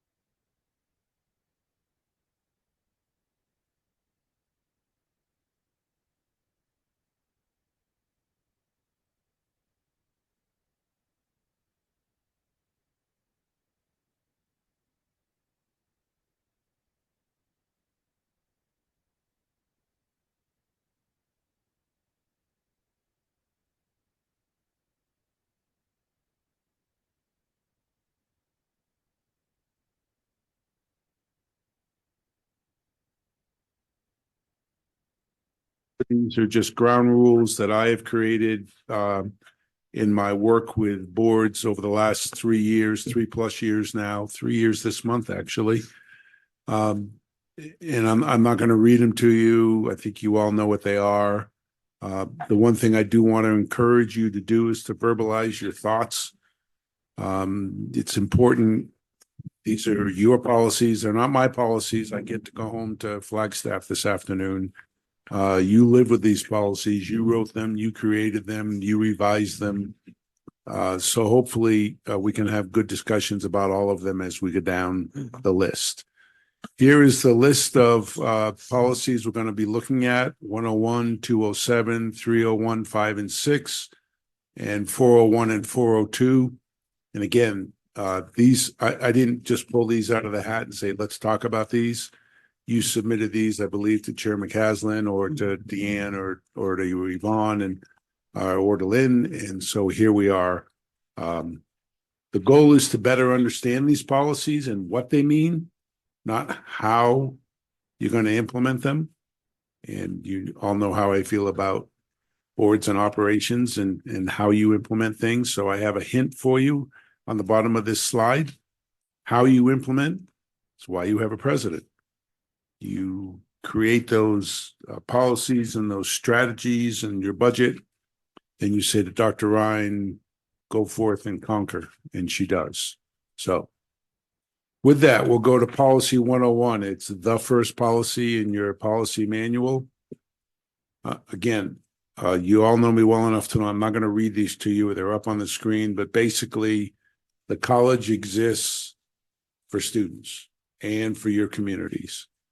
And This board happens to be really good about that. Not all boards are. This board is.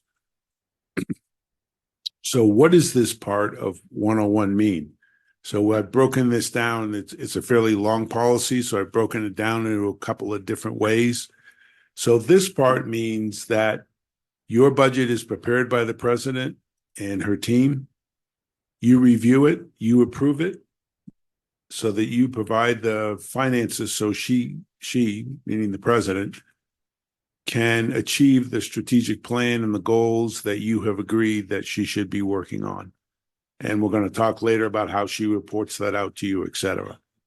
To me, this policy sets forth what the board expectations, our goals for the college, and it clearly delegates the power to the president. And it's the basic framework of our board, I believe. Yep. And you have another policy which specifically delegates the authority to the president, and we'll come to that here in a little bit. In this one too. It is in this presentation as well, yes. So the first priority one is about education. And obviously you support, you make sure you assess and you demonstrate that you value student success and achievement. It's arguably, and we could have this argument, I guess, but I hope we wouldn't, the reason that colleges exist is for student success. We measure it, we look at it, we're going to measure it even more in the coming years, I can assure you. So these are all the expectations that your board policy outlines for student success. And this is, trust me when I say this, I believe the living document that Dr. Ryan reviews regularly. I won't say daily because she's been here for 5 years, but or 6 years. 6 years? Yeah, just started my 6th year. Okay. February, actually, I'll start my 6th year. Right. So this is something that is important to her as your leader. I want to add one thing here, and we talked about this the last time this came up, and I still utilize that same guidance, that those items 1 through 6 are actually presented in the order that you want me to pay attention to the priority. In other words, career technical programs are a first priority. Second being transfer, third being basic skills, and fourth being lifelong learning. So that's important. It comes up a lot. It comes up a lot with our faculty, and it's important for me to be able to point to that and say, well, we're going in that direction because career tech is the focus of the board. So I like the order. I just want you to know that I do regard that order as important when talking with staff and faculty and community. In order for that to be in that sequence, should this be rewritten so that there is a sequence to it? No, but they are presented in that order. I mean, the fact that number 1 is CTE programs as opposed to transfer courses means something, or has weight. And I understand, but 5 and 6, do they relate to what's above? Services, yes, student services, basically in support of those items. It's number 5. To me, it says, this is what we want to accomplish. We want you to do follow all these categories and all the priorities, but and then you decide how you're going to meet those and in what order, and basically all the operations are required. So item 5 is around maximizing retention, enrollments, but re-enrollments and completion in those programs. And then number 6 is the services and supports, the financial backing to get them through. But I think we added those. We added 5 and 6 because it was 1 through 4 when I came. Yes. And over we added 5 and 6. And you're accomplishing all these. Yeah. Yes. But there's a focus, the discussion internally oftentimes is of those things that we need to accomplish, what is the priority? And I use this list to guide me there, which I think it's the appropriate and right list. I just wanted you to know that. And right, I do look at it a lot. I do. It's not just a document on the shelf. Mhm. I reference it a lot. Right. And your strategic plan reflects these. That's correct. Correct. So Toby, to your point, this, and I just checked because the attorney is here. This is, Careful. I know, this is for, this topic, policies, is for information and discussion and not for action. Mhm. So even if you wanted to change it, you couldn't today. But if you want to rewrite this so it's even stronger, you might say the governing board expectations for student success are in order, blah, blah, blah, blah. That would have to be on a subsequent board meeting. But your point is well taken. How do you all as a board know that these are, and if you have the potential of new board members coming up in a year, you're gonna want to go through all of these. We'll do some training, obviously, blah, blah, blah, but you could make this a little bit stronger at the next board meeting or in a subsequent board meeting if you wanted to. But if we put in goals in order, that hamstrings her, and it can also be used against her from staff, don't you think? I mean, you can say this is the order, but then someone's gonna come to you and say, why did you give this new piece of equipment there? It has nothing to do with CTE and you didn't give us this. Good point. I think this leaves it open. It's fixed, it's not Flexible. broken, leave it alone. That's right. Yep. I mean, because I can see, like, 'cause she just told us what it is that we didn't know, but we all agree that that's happening. And then we give her the expectation of this will happen throughout our district, but not in every location. Mhm. And you have the freedom to, As where a the best whole. need is, where it's gonna work best. The way and how. And the only one, like 6 is, I would somehow, I don't know if we could do a exec session because it deals with people's financials and stuff, but the 20% homelessness thing just blew me away and I still don't understand it. And I don't necessarily believe it. Mm. Is that people living at home saying, well, I'm homeless. I don't own a home. I don't rent a home. No, I mean, is it people living in cars? It is people living in Because cars. that's 1 out of 5. Or couch surfers. Like One they don't out of have a. 5. Yeah, I know. Or what was the or? Couch surfing. Couch. Couch Oh, couch surfing, surfing. like they're staying with you and they're staying with these I families. got it. I just didn't But hear they it. don't really have a home base or Right. home. Or stay. homeless shelters at times. Homeless shelters, living Yeah. in their cars. We see it a lot. Do they park on the parking lot? Stay over there or? Park in the forest is what I understand. They're out there. No? I'm not sure. I'm not sure where they, Walmart parking lot, A lot of people. a lot of people in Walmart. parking Okay, here we go. We're gonna keep going. My job's get you up. Make sure I own my. So the president shall establish the institutional goals, operations and accountability measurements that meet your board goals for student success. Mhm. Okay. And we'll talk about this later because it's also another policy we're going to look at. You evaluate whether she is doing what you need her to do based on what she has created. And she doesn't create that in a vacuum, by the way, in the back of her car or in her office at home. She does it with staff and with faculty and presents it to you, et cetera. So, Mhm. okay. So, Just to do a pause, Ray, I know you were involved with setting up a lot of this framework. When you came on the board, was it like it is today? Well, excuse me.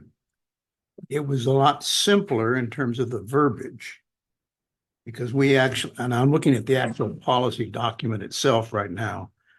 We had a policy document that said, we're going to focus our first priority on education. Lifelong learners are part of education. So is CTEC, so is transfer students. But those were subcategories of education. I don't remember ever having talked about, probably I did, and I was sleeping through it, No, that isn't the way it is. items 5 and 6. Because items 5 and 6, especially item 6, is probably not.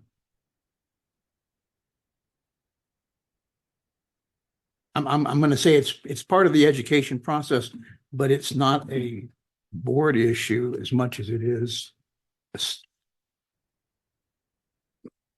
I'm trying to figure out how to say this. Our priorities are to educate the students in lifelong learning and seek in community or not community transfers and continuing six helps. education. 6 helps But because it's not our priority to, it's her priority to get the students into the places where they need to be and to figure out how to make them capable of being retained and provide the resources. I am not certain personally that 5 and 6 are a board policy.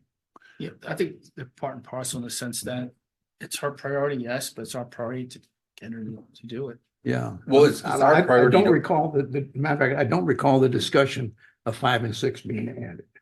I think it was 2 years ago that we added 5 and 6. During That- that Yep. 3-day. 3-day board. 3-day fun event. Redo. Okay. Redo the policies. But we have a buttload of staff that we fund on number 6. Oh, yeah. So, 5 and 6. I mean, I think it's part of the process. yeah, But it's how, right? I think This that's is a how as a little opposed operational in to a terms of- what. This is how you're gonna do the job. You're gonna do the job of educating transfer level students. You're gonna do the job of career and technical education. Here's how you're gonna do it is amongst the other things is making sure they get retained and making sure they have resources. Right. So so let me tell you where I think that came from, because I'm remembering those 3 days with incredible fond memories over in Prescott Valley. Part of that was to protect the president when she started spending money on sources of student support services. Advising, emergency funds, those kinds of areas, because that was a budget area that I don't think had been done much in the past, as I understood the conversation 3 years ago in October, or 2.5 years ago. And we had a long conversation, you had a long conversation with the board at that time about how do we support, I know I'm using that word a lot, how do we support removing barriers for students so that 1, 2, 3, 4 can be better. And so you chose at that time to put 5 and 6 into this policy. Now, you could argue it could be, 4A and it could be A and B under 4. It doesn't have to be 5 and 6 if that's the concern. At a later date, you can change the way it's written. But those kinds of services, without those kind of services, you won't get to 1, 2, 3, and 4. And I think that was the gist of the conversation when we had that long Yeah, meeting. because you transformed the college to its student affairs, student services greatly. And the discussion, if I recall too, it's along the same lines as David was describing, that we were talking about education and access to education is important. So we have to have the right programs in place that get people employed. But we also, you wanted to see them complete, right? Like complete and get their credential. And then you also wanted to make sure that we were doing everything we could to help them get through inexpensively, to save money and use all of the financial supports, including open educational resources and other things to reduce costs. So I think it was more about moving from access to completion. And completing at the least expensive costs, or in ways that leave students better off than when they came to us, right? That was. we were trying to support your increase in staffing too, because I Yes, believe you went student from affairs. 6 to 21 or something. It was a Yes, we huge- added like 13 advisors at that time, yeah. Right. And if you look, we said, reduce out of pocket costs. Well, you got low tuition, you went to the online books. Uh-huh. I mean, you're doing all that stuff, and we didn't tell you how to do it. You just kind of told us how you're doing it. And I don't have any problem with that. Right. Mhm. Yeah. I just don't remember that kind of discussion. Mhm. Now, I'm old. I don't remember your name, but it occurred to me that in the actual real document of the policy priorities, number one priority is education, number two priority is economic, and number three priority is community. Mhm. Yeah. And the way it was done originally, you asked me the question, under education, we had three. Mhm. We had career and tech, well, actually, we had the four, but we actually had the four bullet points, and that was it. That was it. Now, we didn't have a lot of the language. You rewrote, or we rewrote the policies, moving away from the pure Carver model type of policy governance ends to the College 101 priorities. But again, you asked the question, I'm just saying, I don't remember how we got 5 and 6. One used to be just four sentences. Right. But it's nice to reflect that based on, with the comparison of Yavapai College against other state community colleges and the nation, we are heads above everybody else. Yep. In all those factors, retention and completion and There's a focus. continuing and yes. Anyway, And our job is just supporting that too. And I think those cards that she gave all of us really lay that out when you start telling people that, Right. you know, and especially with the 4-year degree and what it's going to cost you to get that 4-year degree, and you can live at home and get it rather than coming out with $100,000 in debt from a university. Right. But this is also the first step in separating our roles. The board says what, and we give everything the how and the where to the president. is there a sense that we need to look at this policy again regarding baccalaureate's level of education? Because it's not mentioned here. At least it's kind of implied in 3. And just, even though this isn't for decision, what you can do is, if you want to call it out for potential revision, if you'll do that specifically, and then Yvonne and Deanne can keep a list and we can bring them back later. I like that. Well, you could put that in number 2, transfer level courses, Baccalaureate degrees, prepared to succeed at If transfer. we're going to offer a 4-year degree, we're not offering a transfer. No, we are offering transfers too. Well, but we've always done that. You want to put a comma in there. Maybe probably want to make it a separate separate item. Number I think 7. You have to decide where it goes, though. Number 7. Actually, I think it belongs both 1, 2, and 3. I think it's number 3. Yep. If we think about what we fundamentally exist to do or have historically existed to do. So the basic skill courses designed for college level courses at the undergraduate or at the undergraduate level or something like that. Because that would imply baccalaureate. So I would suggest to you that we put that in the parking lot, Yvonne or Deanne's parking lot, and we move on. Do we need to bring back just language or? With the I will. new agenda, it would be a. Yep. Yeah, you could either do that or do it on another workshop and talk about it Okay. more at length. You could do it either way. You can do decisions at workshops, right? Oh, yeah. Yeah. We just did an agenda as it. Yeah, this one is a workshop too. Yeah. Okay. Okay. To. One on. In the Jiffy Lube instead of a Sorry. parking lot, because No. some stuff needs work. Right. New filter. We could bring in an engineer if we knew one, so. Okay, so priority, as Ray mentioned, priority 2 and priority 3 were added somewhere. They were original They were original. Yes. Okay, great. in so many words. Okay, so what does that part mean? So again, you set the expectations for student success, but you don't go into the what. Or you do the what, sorry. The president does the how. Okay, and I know I'm repeating myself, I'll probably say that 3 or 4 more times. Again, the president doesn't do this in isolation. I know presidents who have, they are no longer at that institution. She does this with her team and brings it forth for you to look at to ensure that you're okay, because that's her evaluation process, as you will see later on. If I could add a historical comment to this Absolutely. priority 2 or 3. Mhm. When we originally set these all up, it was probably 2007, maybe 2006. Probably was 2007.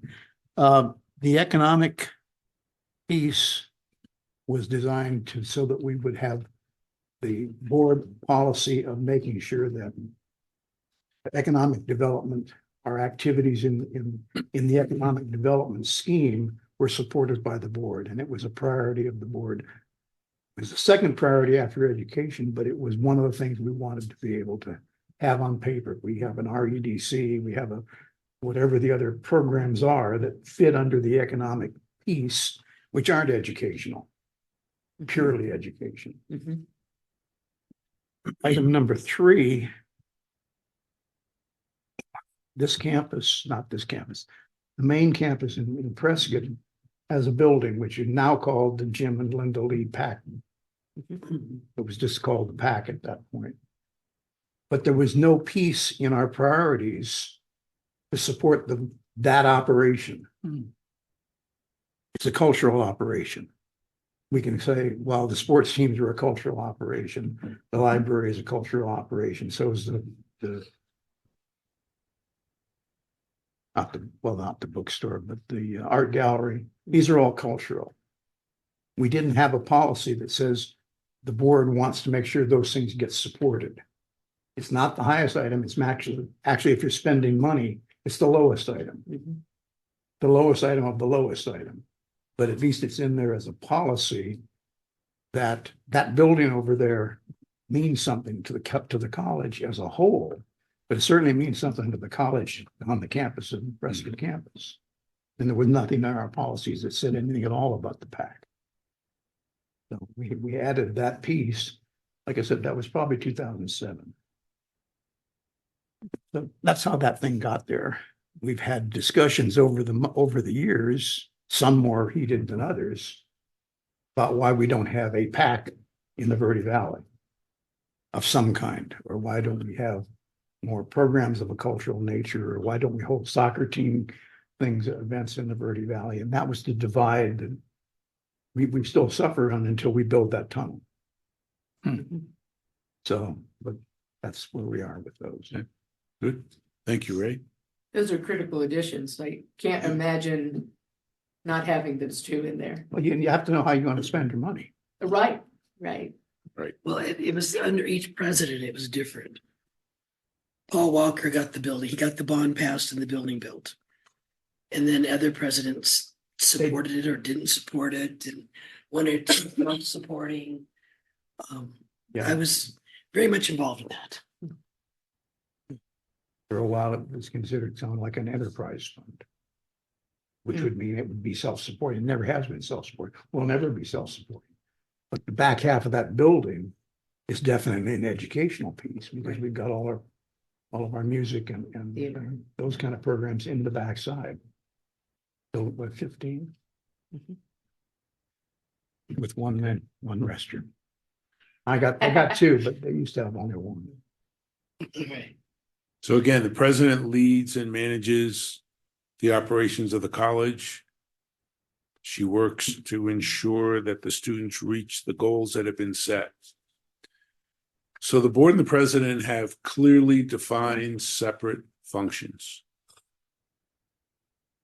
If you get into operations, if you as a board member or you as a board get into operations, and it's interesting, that came up a little bit earlier where Chris said, you know, kind of talking about operations when you were talking about the how of doing the live streaming. And you quickly got out of it because I think you recognized that you were getting kind of a little bit knee deep. But when you get into operations outside of these board meetings, you will undermine the president's authority. I'm sitting here after, so this may be your 6th year starting here. This is my 50th year working on this stuff. I'm not as old as Ray, but I'm getting there quickly. And I've seen this over and over and over again in 7 different states where board members are knee deep into stuff. And I'm not suggesting you all are doing this, but telling a president who to hire, how to run the operations, how to add programs, how to look at things. And it just tears away at the president's ability to do his or her job. And what happens is the president goes somewhere where he or she hopefully has a board that doesn't do that. And I'm not suggesting that you're anywhere near that. I'm just saying that if you don't manage yourself, now, I don't know if I have it here, or if I have it later. I have it later, but I'll say it now and I'll say it again later. It's not up to the president. So, and I'm purposely saying this in front of her. It's not up to the president to keep you all in line. That's not her job. That's a peril of her job. It's up to the 5 of you to control yourselves, to manage yourselves. It's not up. She can't do that. She can go to Deb. She might, I don't know if she does or not my business, and say, hey, I got this or that. She shouldn't have to do that. You all should manage yourselves.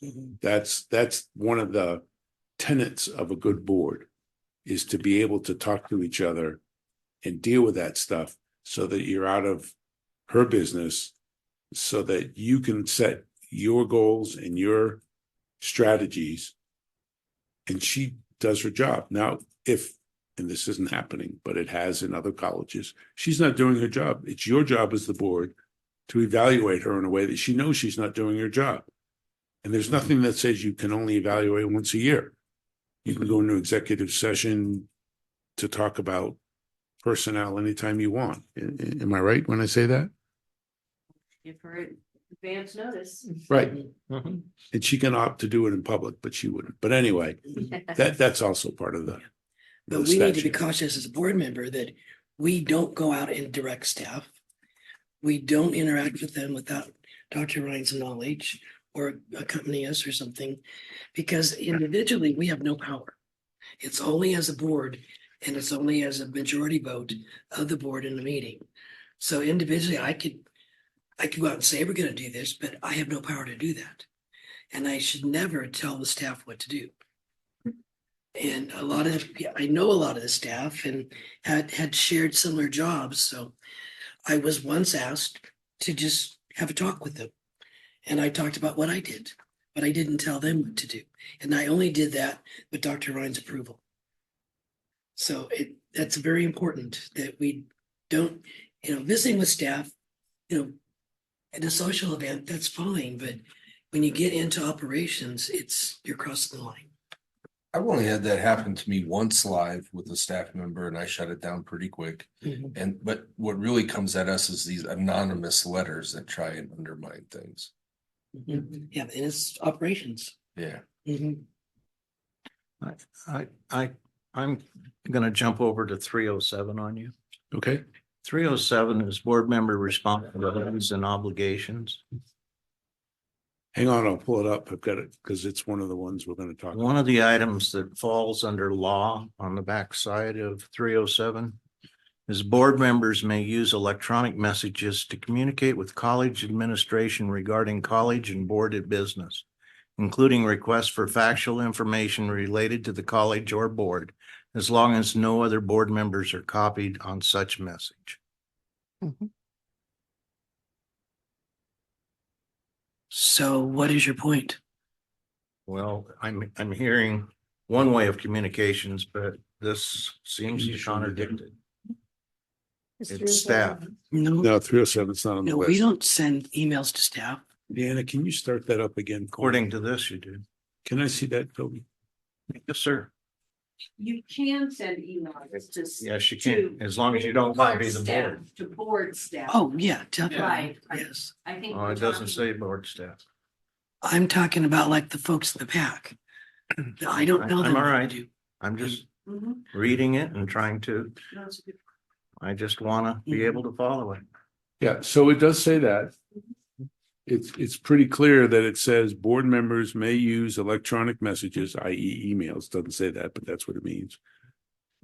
To communicate with college administration regarding college or board business, including requests for factual information related to the college or the board, as long as no other board members are copied on such a message. Period. So what this says is Toby or Chris or Ray could send a note to Clint and say, I want to know X, Y, and Z. And not copy the president. I mean, that's what this says. But Now I it think, says I think that, there's another one there, though, that our communication only goes through the president. well, so we have, yeah, to work thank on you, Deanna. Yeah, I would put that on that's great. I would put that on It's a the, parking lot. yeah, the. Yep, 307. big time. Because I think we were thinking at the time, the discussion was about, like, if you would email Deanne or Yvonne or the president, but you're right, college administration includes more than just those individuals. So we may want to work on that. Because I would never do that Right. because I don't, that would be directing the. I don't think that, staff. I don't think that's happened. I'm just saying that's the policy and what's Yes. written. Mhm. Yeah, Good good, catch. good. Yep, Okay. 307. 307. It's Oh. 307 law on the back, part of 307. Mhm. Yep. It means talk to the attorney. Well, there may be something in statute about that. Yeah. That's a continuation of the sentence, which begins open meeting law. Oh. It is, oh, yeah, I was gonna say, it is an open meeting law issue, Mhm. Mhm. Right. Right, that's right. but I think that it's the overlay of board interaction with staff that we're really talking about here too. It's really 11A, B, C, and D. Oh, is that what it is? Oh, I see. Law isn't just there on its own. Yeah, it's because of the way it was cut Yeah, it's off like when it that's went. so It was paginated incorrectly or. Yeah. I was like, that's a weird way to start that section. Yeah, Yeah, okay. Oh, so it's the, okay. yeah, open meeting law. Yep. Thank you. Okay, Okay. good catch, Toby. Thank you. Mhm. Presidential compliance policy 207. So there's history about why this policy exists. Mhm. And I probably know the history, but I'm not going to speak to it. But I know those are people around the table who know it better than I. So let me get through it, and then Deb, Okay. I know you're chomping at the Some bit examples. to give you some examples. So the president can't use any resources or employees to influence elections, including elections to you or to the board. And it was really written to ensure that she or he, in this case, she, fortunately, is not misusing her power and authority over students or employees or the community. So, Mhm. Deb, Okay. Employees, trying to influence the election.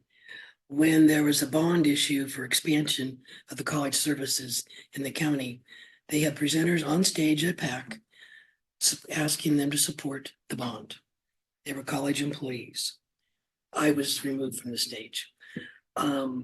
They also, the day that was voting happening, they had employees outside off the college campus, but on the sidewalk, as people drove in, vote yes, vote yes. During the workday, college employees. Another situation occurred when Chris and I went to the county attorney's office. The board had approved a mailing to go out talking about the board. It would go to each of our districts. Well, when I saw what the item was, I thought this is going to be a conflict because the delivery date was just before the mail-in ballots were released for that upcoming election, and there were 2 board members on the ballot.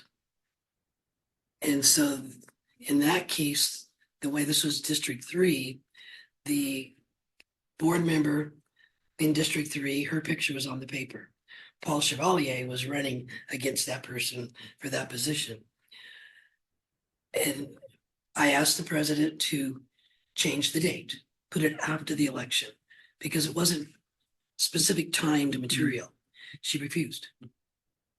So we went to the county attorney and asked for their support. They said, no, we can't talk to you, especially wouldn't talk to Chris because he was not involved with the board. I was on the board, but we had our own attorney. So there were numerous things that we tried.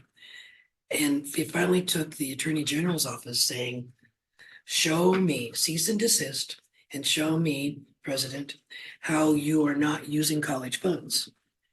Well, the president lied and said we're not, but it's funded by our board budget. So it never got out. It never was mailed.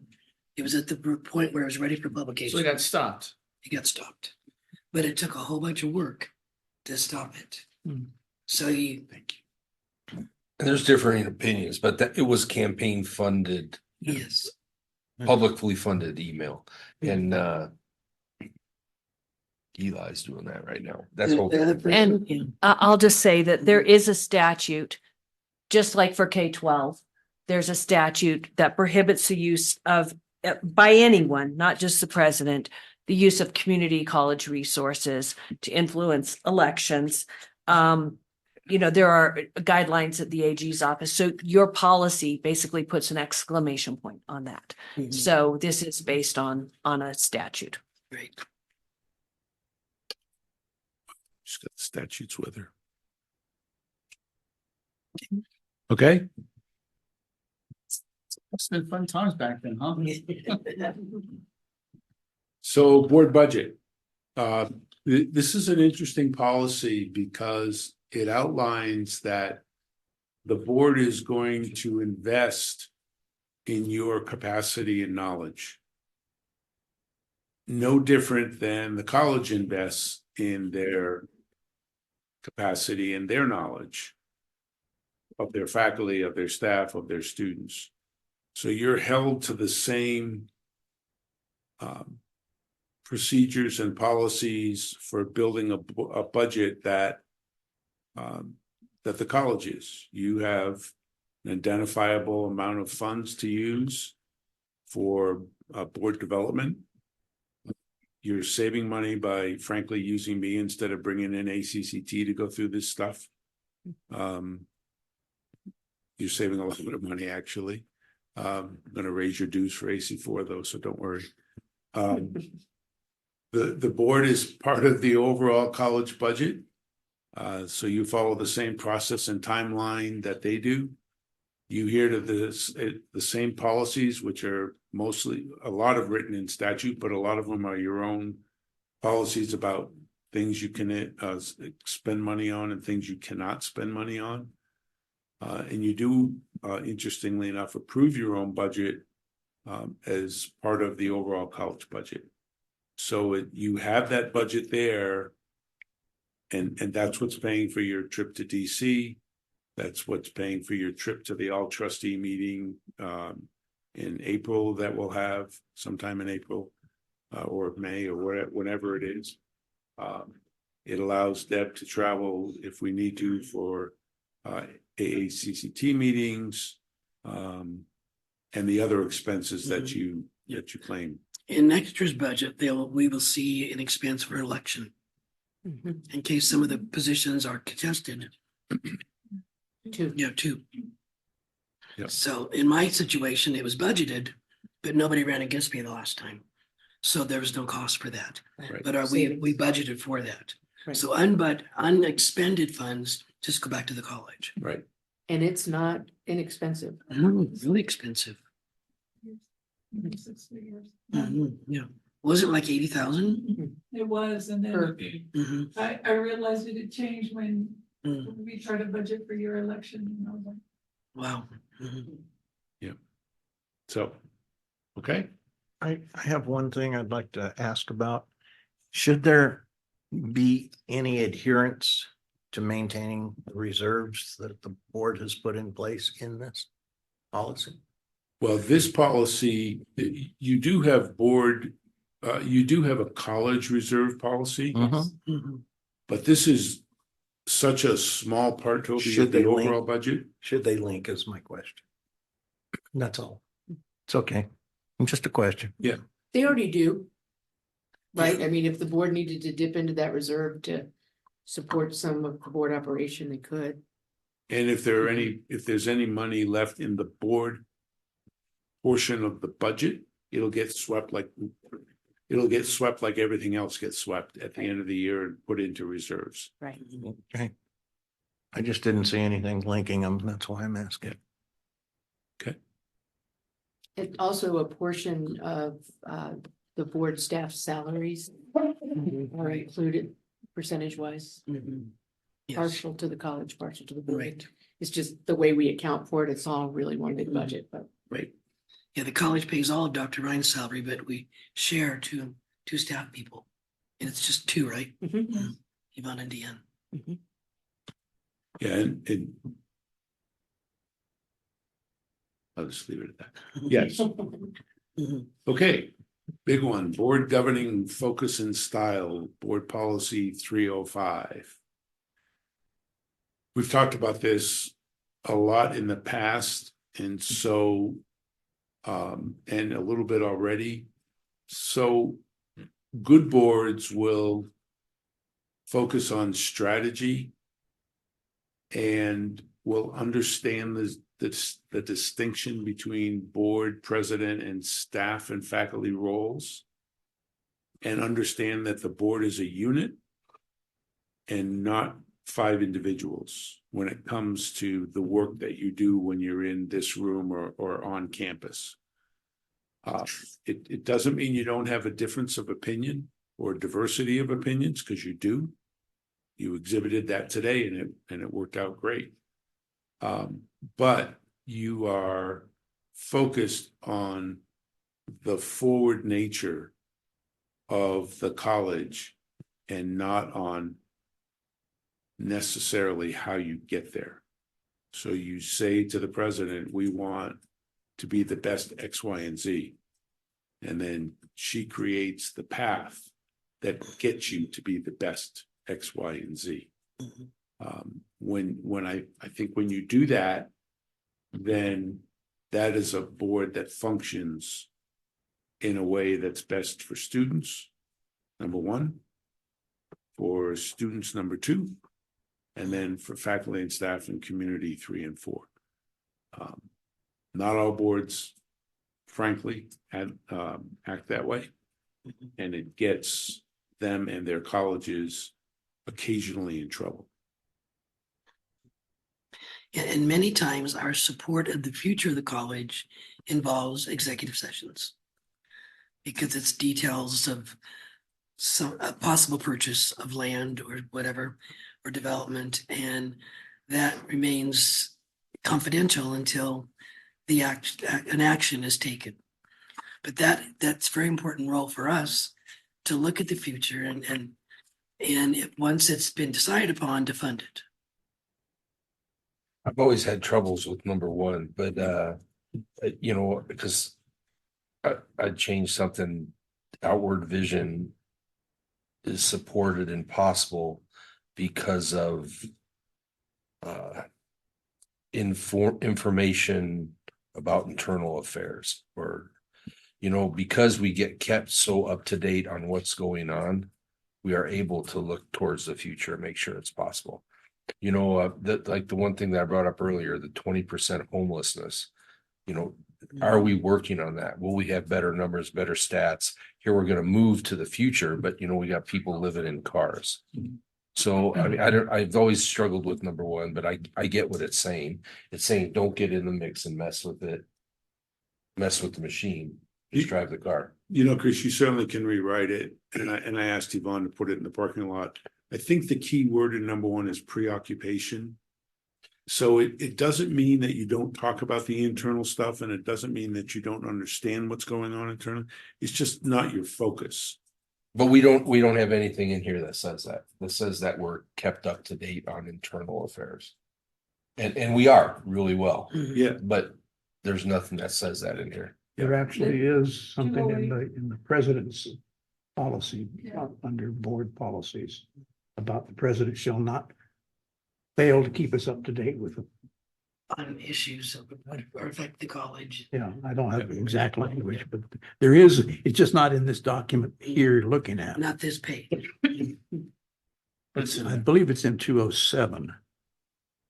No, we No, just I'm did sorry. 207. It's 208. 202, sir, communication and support to the board, Okay, Mhm.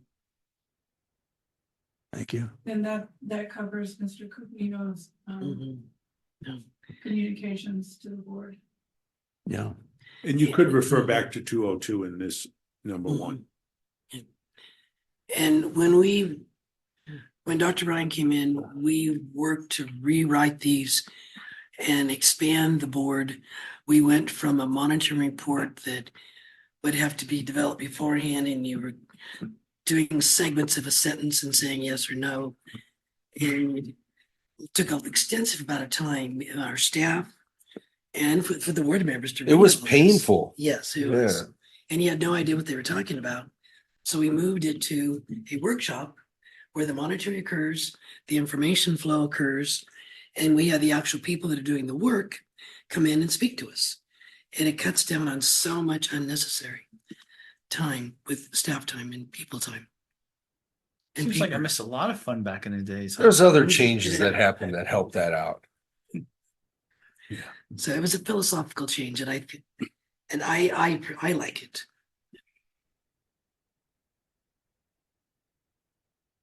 Okay, so a little bit more about what 305 means. The board is focused on the future versus the internal focus. Again, so this is not part of the policy. These are kind of my words and the words of others that we've talked about in the past. You make decisions based on the impacts for all of the county, not in any particular district where you live or are representing by individual board members. It's an important piece to remember that the decisions that you make that are brought to you by the administration or that you come up with on your own, you have to understand how it affects the whole county, but understanding that sometimes Chino Valley loses and sometimes Prescott Valley loses. It's just depends on the decision. But it affects the whole county, not the individual areas. Diversity of opinions are important, or diversity is important, but you act as a whole and not as a single individual. And you stay informed by receiving reports from the president. I will tell you, as a former president, the one thing that used to make me crazy, and I'll give you an example. When I was in Washington, it was my first presidency, and we were negotiating a contract with our professional technical employees.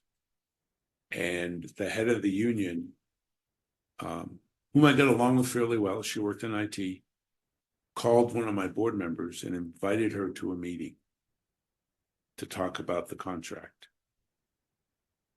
And the board member went. And I won't tell you what I said to the board member behind closed doors, but I was pretty assertive because it ended up costing me an extra 0.5%. It cost the college extra 0.5% in the final contract because the union had given her information which wasn't entirely true and she believed it. And it caused, talk about undermining my authority as a president, did tremendous damage to the college. And the board member never understood what the issue was. I just went and had a cup of coffee. No, you went and were negotiating outside your role to do the things you shouldn't have been doing as a board member. So when you go to an employee, it may seem like, oh, I just ran into him in Walmart, or I just ran into him here or there. And running into them and having a conversation is different than scheduling a meeting or going to where they work or giving them advice. And I know that if any of you are doing this, or if any other board members are doing this, and I've said it to every board I've ever been in front of, that you're doing it out of the love for the college and the goodness in your heart. I don't believe there's in most cases, maybe one or two. I don't think there's any evilness or any bad intentions. But the subsequent bad intentions that can happen because of it severely affect the woman sitting to my left, if that happens on this campus. Part of what was going on at Pima for a long time. Finally got that situation better now. Boards working together. They understand what it means to be a good board member, and it's helpful. We've been through some interesting conversations with them as a group and two at a time. That's all. Just two at a time, not more than two at a time. Just saying, I'm live here. So I just want you to think about that. And I know that you don't think you're causing harm. And I know you don't think that there's anything wrong with it. But trust me, after 50 years, I'm telling you there is. And the first time I did it was 50 years ago, this year, when I went to the vice president of finance of my alma mater and told him how to do his job. And the president, I was a student trustee, president called me in and went up one side of me and down the other. Told me that isn't what it means to be a good board member. Because I was elected by the trustees to serve as a full voting member. And I thought I knew more than the vice president of finance. And I've used that example over and over again because I thought I knew something that I didn't know. And I was wrong. And I apologize to Mr. Cal Martin. I still remember his name 50 years ago. Yeah, but Dave, who do we represent? We represent the public or the college? You represent the public, but you serve the college. And I get that. But I mean, I think sometimes it goes too far.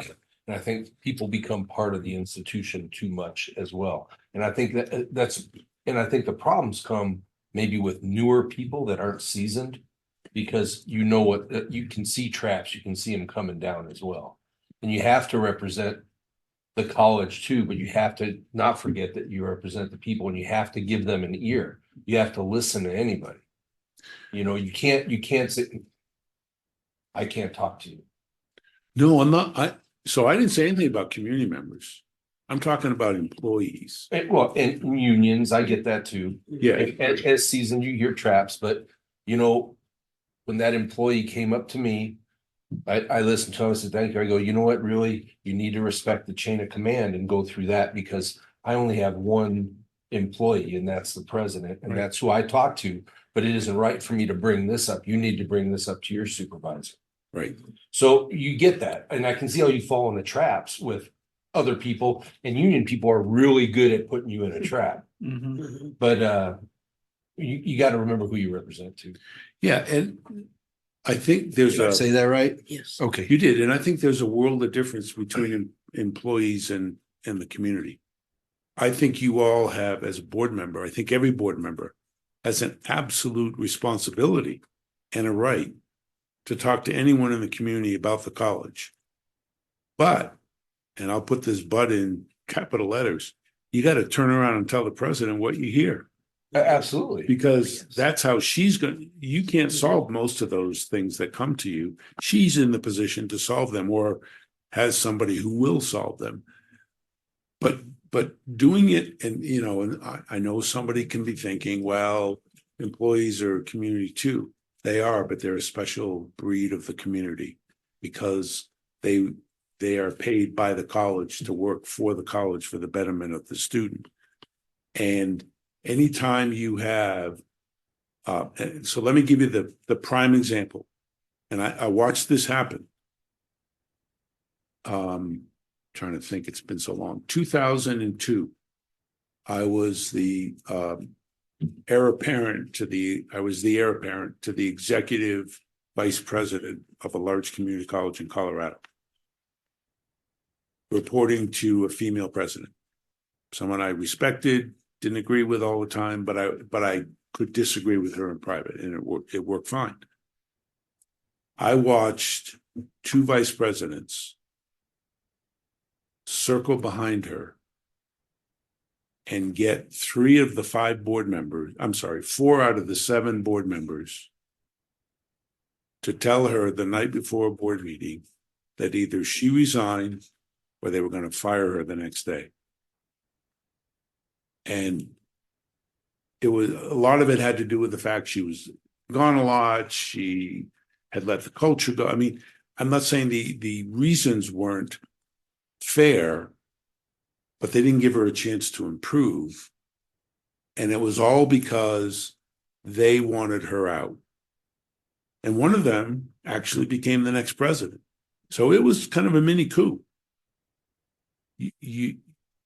That's because the board didn't go to the chair and say, we have this problem. These employees are coming to me. They allowed themselves to be manipulated into getting her fired. Now, don't misread what I'm saying here. I'm not suggesting you're anywhere near that with Dr. Ryan. She's a great president. What I'm telling you is it's real and it happens, and it's still happening today, I guarantee you. All I'm saying is you have to listen and react. And me and Deb just went through this. We had the second in command at our local GOP, which is a strong force here, make accusations, send it to us. And what did we do? We took it to our president. She investigated. She wrote the response, gave it back to us. And we have this ready to deliver back. Yeah. And I think that's the right way to do it. Yes. But because you got to stick up for like what false information, and this person's an idiot and they're second in command, at least temporarily. Was that recently? Yeah. Yes. Yeah. I tried to collect signatures or to get people to vote, to sign up to vote, and I wasn't allowed to. Well, and then Chris had heard that the Democrat Party had done it, so he talked to Dr. Ryan, and the college called this person. She'd never come to the college and asked to take signatures or sign up people to vote. She just did. She made a claim that she did, but she didn't. Right. Yeah. It was But she never. was telling us, as board members, she wanted an update on the college changes. She'd heard that there were some new administrators and we were supposed to come to the meeting And and if report. this is true, we need to tell the voters about Yes. this. Yes. So we had to shut it down then. Administration or? No, Lucy Wheat, second vice This chair. was second vice chair. Oh, she's crazy. GOP. She's crazy. We did not even respond to it. Well, You're not I recording? You're recording. Yes, you're being recorded. well, no, but you know what? It was stupid and it was crazy. To send this out, when you have that position of authority, just like us, for us to do nothing, we have this position, we have to go. Subject. Yeah, I was gonna say, let's get back It's on. not on the agenda. subject. Yes, okay, but it's a contact with the community, Right, with the public. the way you have. Yes. Yeah. Well, and Yeah. internal preoccupation. Mhm. Yeah. So We I'll call it external. Mhm. So I'll bring it back by just saying that stay focused on the college. Bring the issues that you hear about to the president. Let her and her executive team deal with it. Mhm. That's why you hired her. That's what she does on a daily basis. Yes. So again, stay informed through the president, not through employees or other sources. Mhm. Okay. So here's my favorite one. So I'll give you the history of policy 306. I'm going to pretend I'm Ray Sigafus for a minute. I've always wanted to be Ray Sigafus, but I'm not as good with numbers, so I can't. And I don't take as many vacations. Anyway, just picking on you, Ray. I haven't done that yet today, and now I feel better. So 2.5 years ago, when we had our 3-day event where we rewrote all of the code of ethics, or all of the policies, most of them, this one was the most difficult. This one took a lot of time, and we ended up taking all of the information after it was either the first or the second day. I think it was the second day, actually. And I reworked it that night and sent it to the board. And the next day we talked about it.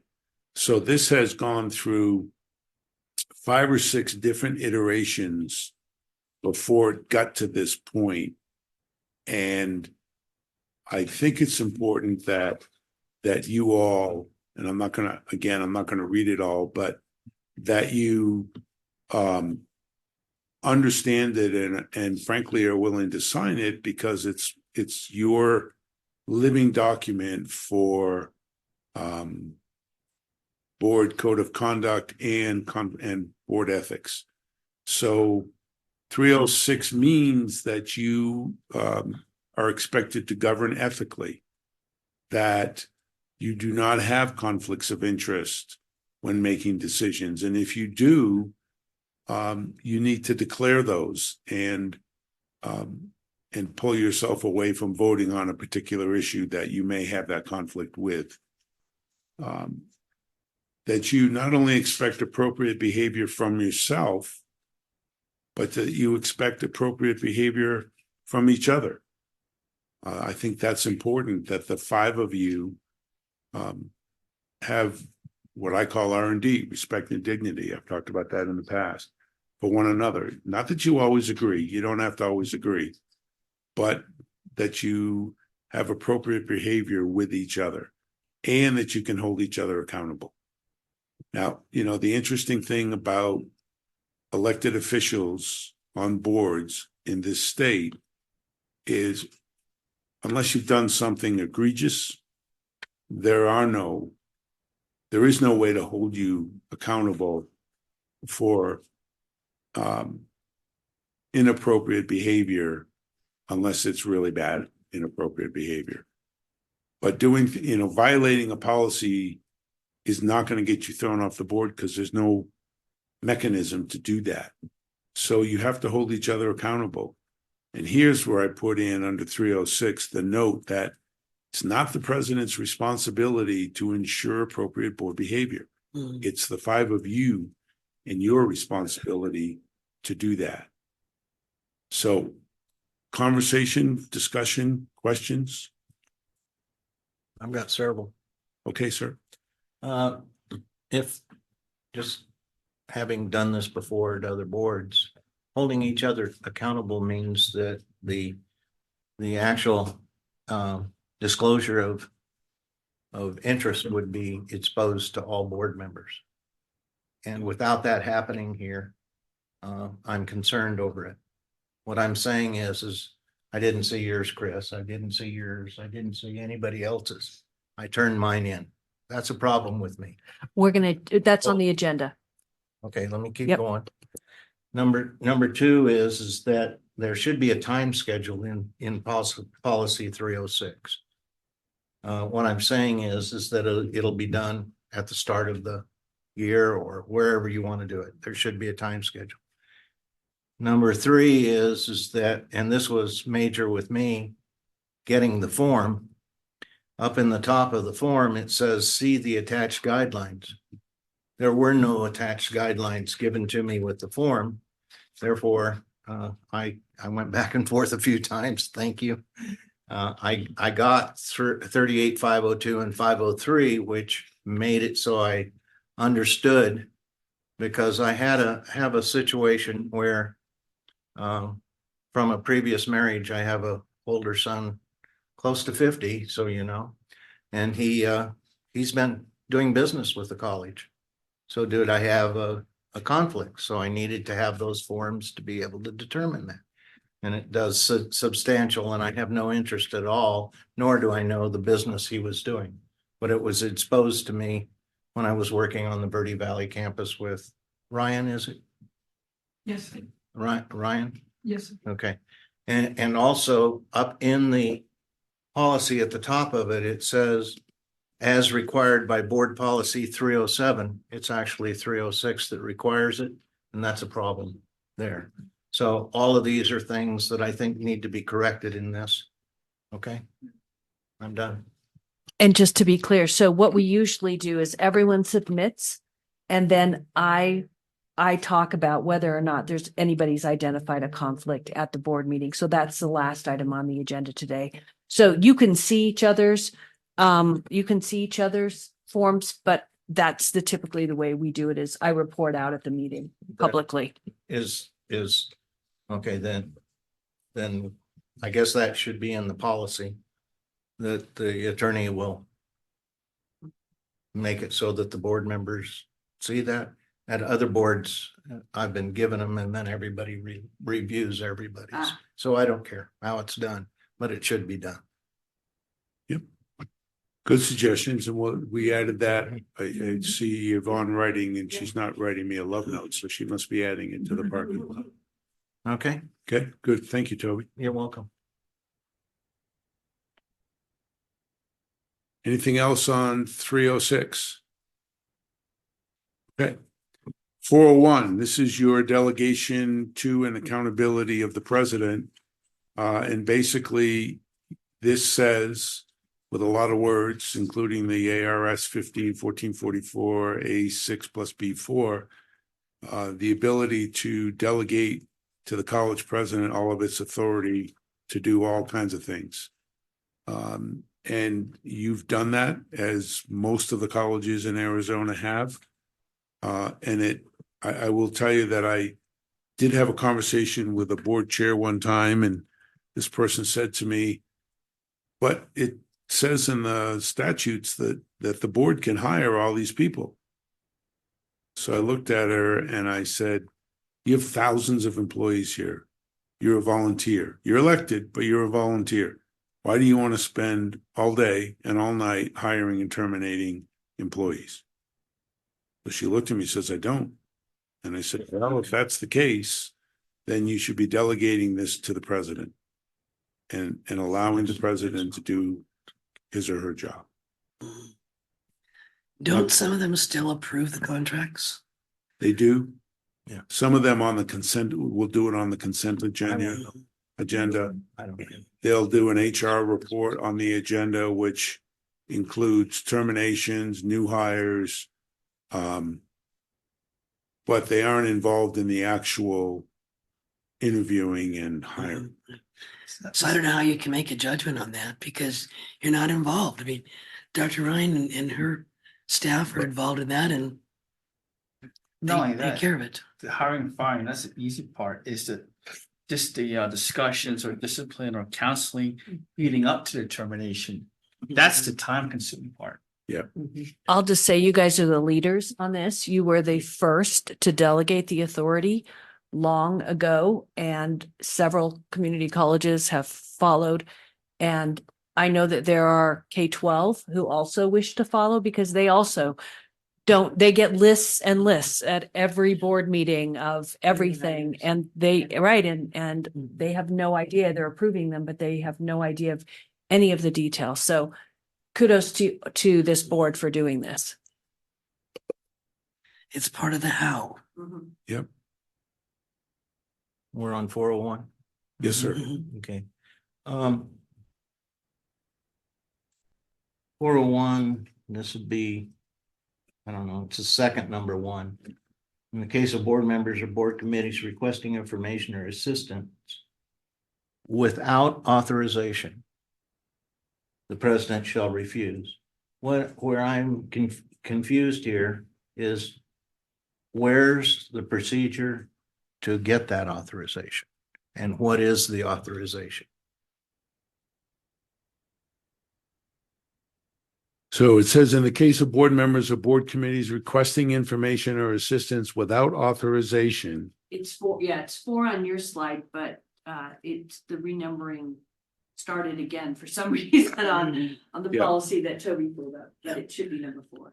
So the authorization, as we have talked about in the past, I'm looking for the procedure for yeah, that. so it would come from the board as a whole.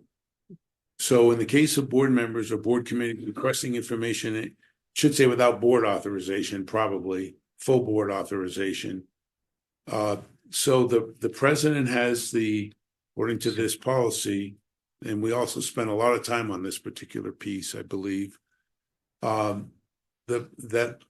if there is a lot of cost and time and data based on the request from either a board member or a board committee, then it needs to go to the full board for request and then direction by a majority vote of the board to the president. Because again, I've seen this, and you've probably seen it too. A board member has a request for information which is not readily available. It's not like you can just pull it out of the ether or out of the computer system. And it requires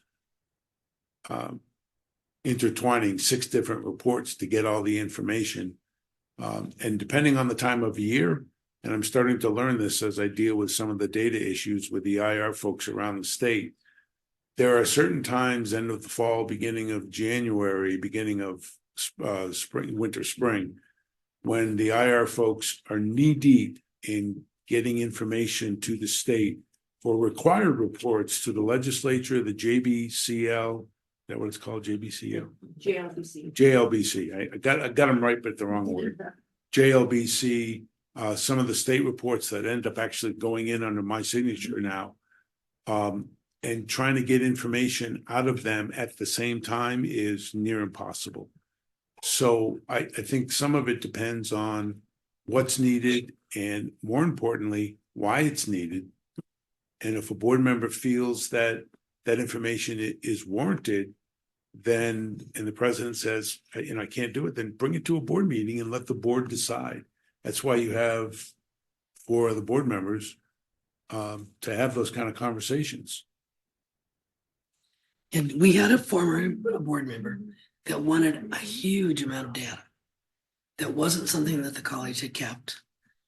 So he was informed that if you really want this, it's gonna cost you, was it $150? For the paper and the time to put together the report? Oh. No, And it was in the thousands. it was in the thousands, Remember yeah. the request that she's referring to?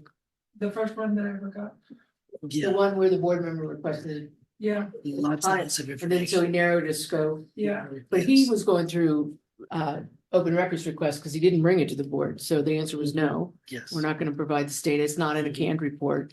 It's going to take time and energy of staff that aren't available right now. Yeah. Mhm. So they went through open records and then it was, we can do that, but it's going to be thousands of dollars because he wanted email correspondence and a Yeah. number of other things. He wanted no, it wasn't what he wanted, it was how many years he wanted to go back.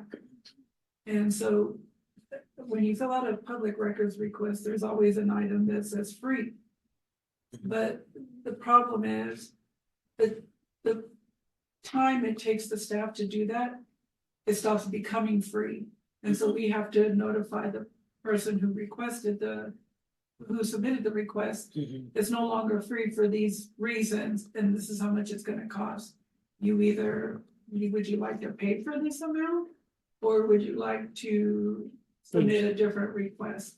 And I have to do all of that in writing, they all come to me. Mhm. And so I have to do that in writing, that they canceled the original, that they have to cancel the original request. And then if they would like to submit another one. So what do you do? Cancel it? No, You guys are off topic. You never Put it did. back on. So my can you- question is, Yeah. where is the capability of a board member asking for information? Where's it in writing that they can ask for it? Reasonable information. It's right there. You can ask for it, but the president reserves the right to refuse those requests I understand. if they're, and she would respond to you or to any other board member in a way that said, I know you want to know how many pianos we have, but I can't get you that information. It's not reasonable. And then the board member can bring it to the full board and say, look, I need to know how many pianos you have.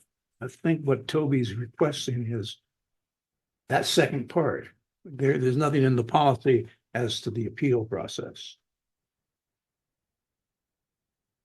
That I can see. We need 401. It doesn't say. So accountability to the president, I guess, makes it so that it's supposed to be requested of the president. Mhm. Okay. But there should be, according to your question, there So should appeal be it. some sort of here's what you do if you get Then no. it's been denied, it's your recourse. Is that what you're asking? Yeah. Okay. How do you actually get it? And But You copied me on that also, and I asked you how that would help you make decisions to support students, how it would be used in your role as a board member. And I knew that that information was not readily available, was going to require research. I failed to understand how the number of people registering for a specific class over 2 or 3 years wouldn't be readily available information. It's not in a canned report. It would have to be created. There would be time and effort to extract that data and create that report for you. If it's in a canned report and it's available, we would give it to you right away. But if it requires staff time to be pulled off and, I have to put in a data request for that specifically. That's a use of time and energy for what purpose? And that's why I gave it to the board chair to say, for what purpose? How is this going to help a board member to do their job? And I answered it back. Okay, Dr. Ryan time out, comes time to- out. We're knee deep in This was an out of control. Well, I don't think it's out of control. I think that you made a request, the request was denied. And maybe the policy is lacking. But again, I'll interpret the policy for you so you can be mad at me. But number 4 basically says that the president has that ability because you delegated it to her. But one thing I think I would say to this board in general, if you as a board member ask a question and you don't like the answer or you can't get the answer, then you should bring it to a board meeting and put it on the agenda. I mean, that's why you have 5 members of a board. And you bring it to the board chair who creates the agenda and ask that it be put on so you can have that conversation. Now, we can't have that conversation here and solve the problem, but I think, Lynn, tell me if I'm going to go overboard here, but if you can't give the president a reason, in this case, Toby, why you want that information, it puts the request in the ether as to why.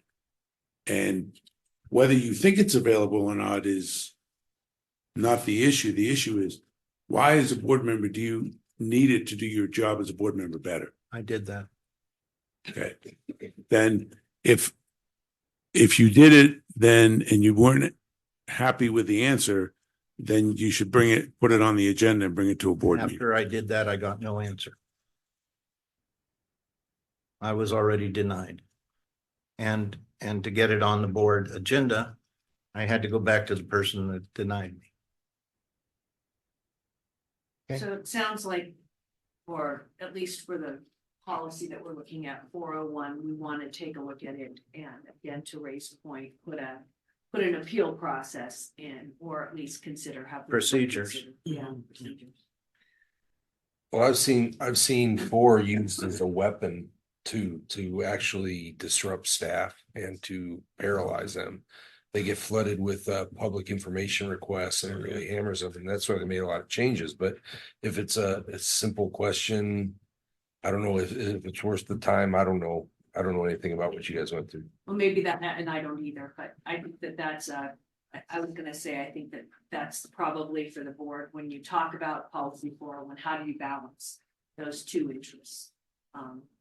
The kind of overwhelming of staff, as you said, that can be a tool versus what do you do if you ask for information and think you've been wrongly done? I was saying when it's used as a weapon, I've always seen it done by the public, Right, Yes. right. not by a board member. Well, and I went back and did a specific freedom of information request for the same information.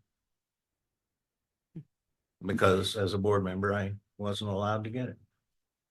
There was also an email sent. Okay, let's hold that for a different. Parking lot? Can I make a comment there? I'm not involved in the process. Yes, But I'm looking at policy 308, which is board planning and agenda. And it is pretty clear as to what the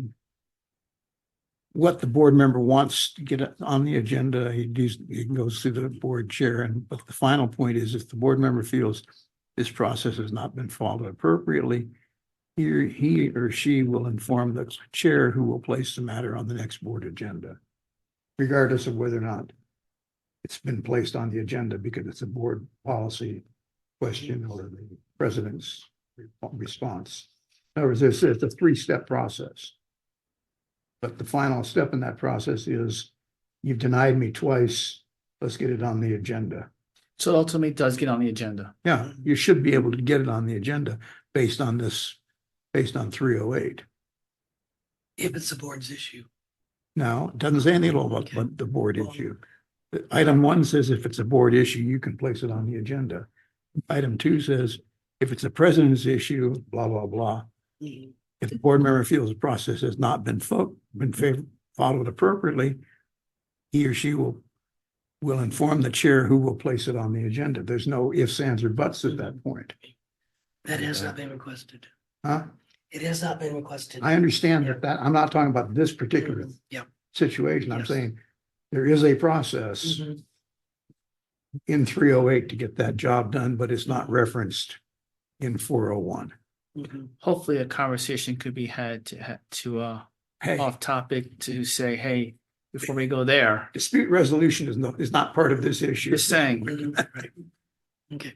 Yep. But we can look at policy 401 generally next Yeah. time. Yep. Mhm. But if Okay. you wanted to say in 401, C308 Mhm.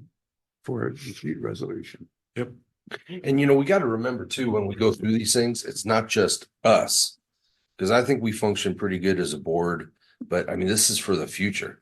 And I think of board members past and stuff and things that could have been used up. And we just got to be really careful that we don't just apply this to us. It's for forever. It's good. It's for good board practice Right. and policy. I think it's very important in item 4 on the slide, where it says in the president's opinion, because you cannot know at any point the load that an employee is under or the situation in that unit. We might have people out on FMLA, we may have reduced staff, we may not be fully staffed in a unit. And the number of open records requests we get is significant. And so the Yeah, really? queue, yeah. I have 20 right now. So the queue, I mean, does a board member get priority in that queue for an open records request? When it's questionable, right? So it's just that you just can't know. And also the timing, the end of the semester, horrible time to ask for information. Yep. Because all the reporting happens in December, it happens at the end of spring. And that's when we get them. And that's when we get a lot of That's requests. when we get a lot of them. So I have to prioritize, we sit down and prioritize those and where they go. And so it's just not about you wanting a simple answer. It has to go in to the queue. And it is a significant amount of work time that's spent on that instead of college work, getting their jobs done. Because they're pulled off to do open, HR all the time, is always dealing with open. And then we have to have the attorneys go in and redact all the information. And it's just. It's a lot. It's a lot. It's a The lot of most- workload. The most public requests I get either have to do with HR or they have to do with finance. That's it. Yeah. Nothing else. They either wanna see contracts, Or somebody why that's they- terminated that wants why to they know the got records of the denied. That emails. makes a sense. contract, but they always happen at the end of the year or right before we go into winter break. So you can give out termination information? I'm gonna stop. I have a question. We're on public records. No, there'll be, Okay. in a public records request, we've had a number of times when employees terminated, they will ask for email correspondence between this person and this person from this date to this. Okay. Which requires us, first of all, I have IT Patrick pull them all off, print them, and then under he has to go through and redact personal information. There's a huge amount of work. So that this goes sounds on like an public- agenda item for a board meeting, the kinds of information to answer your question. Yeah, I'm just curious. Yeah. No, the Yeah. kinds of information that didn't realize you had 20 that you get for public records requests. could be a 10-minute report from Yvonne. But a board member should take priority, I think, a little bit on that. No. No? Okay, You have to respond promptly. right. Yeah, there's timing issues and everything else. Mhm.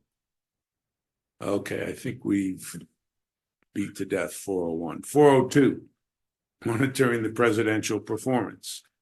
You get to evaluate your president at least once a year.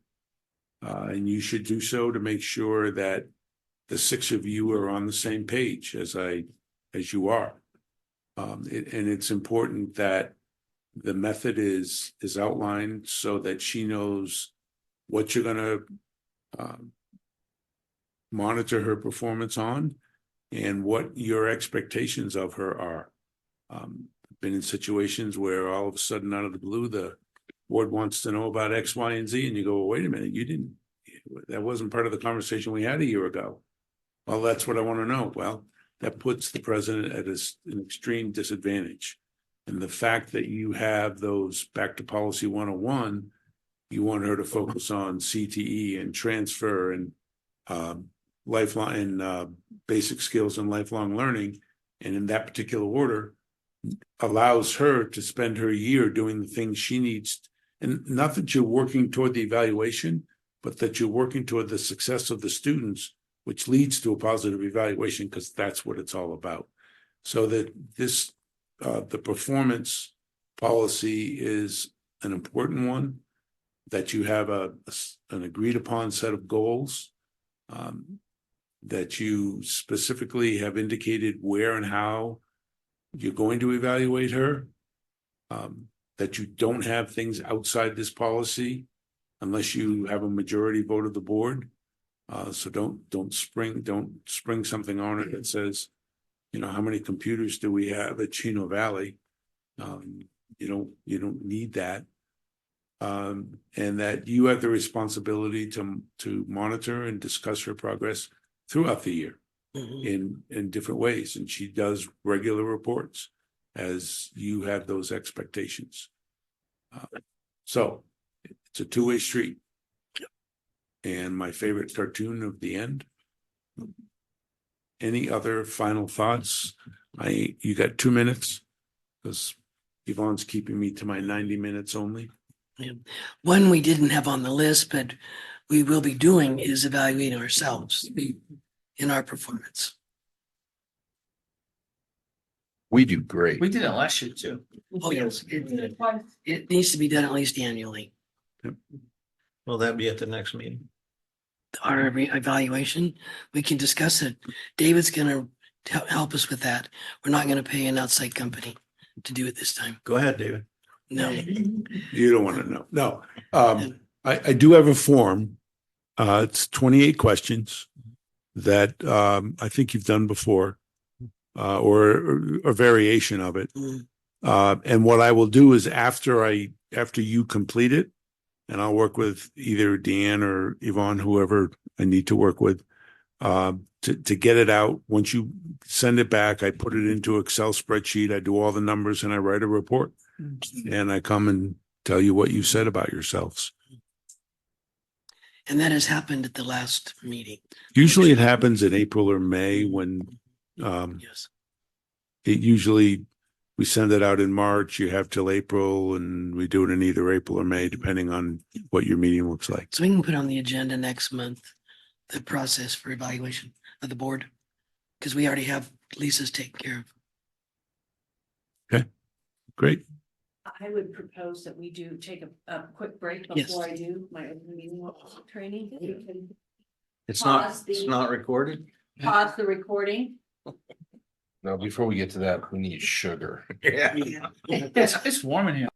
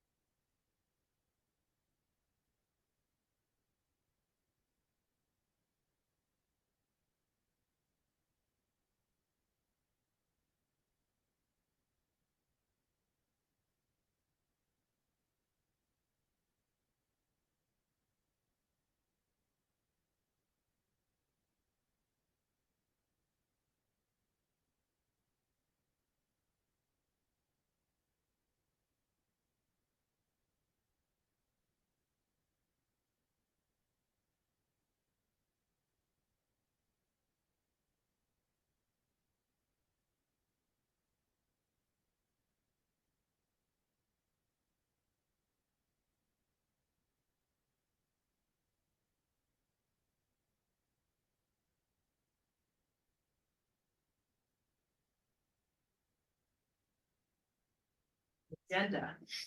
We're gonna, No, but I'm talking in person. that doesn't matter, Mhm. right? Email is the same as in person, basically. So what do? You say, are you gonna talk to anybody else about this?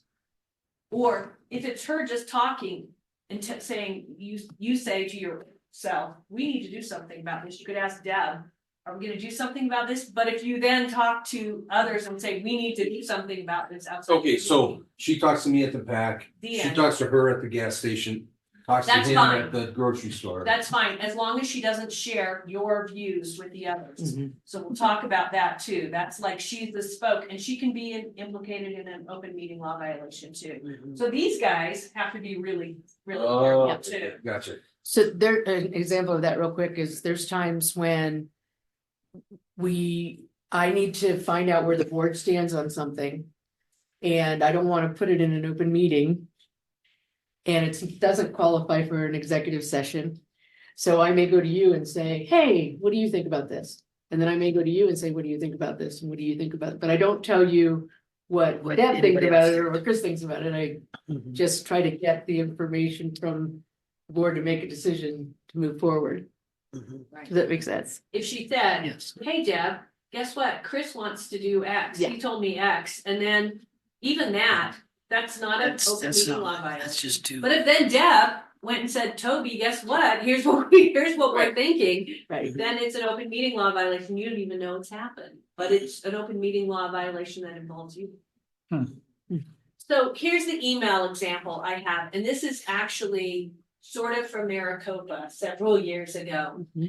It wasn't actually this communication, it was about people running for president.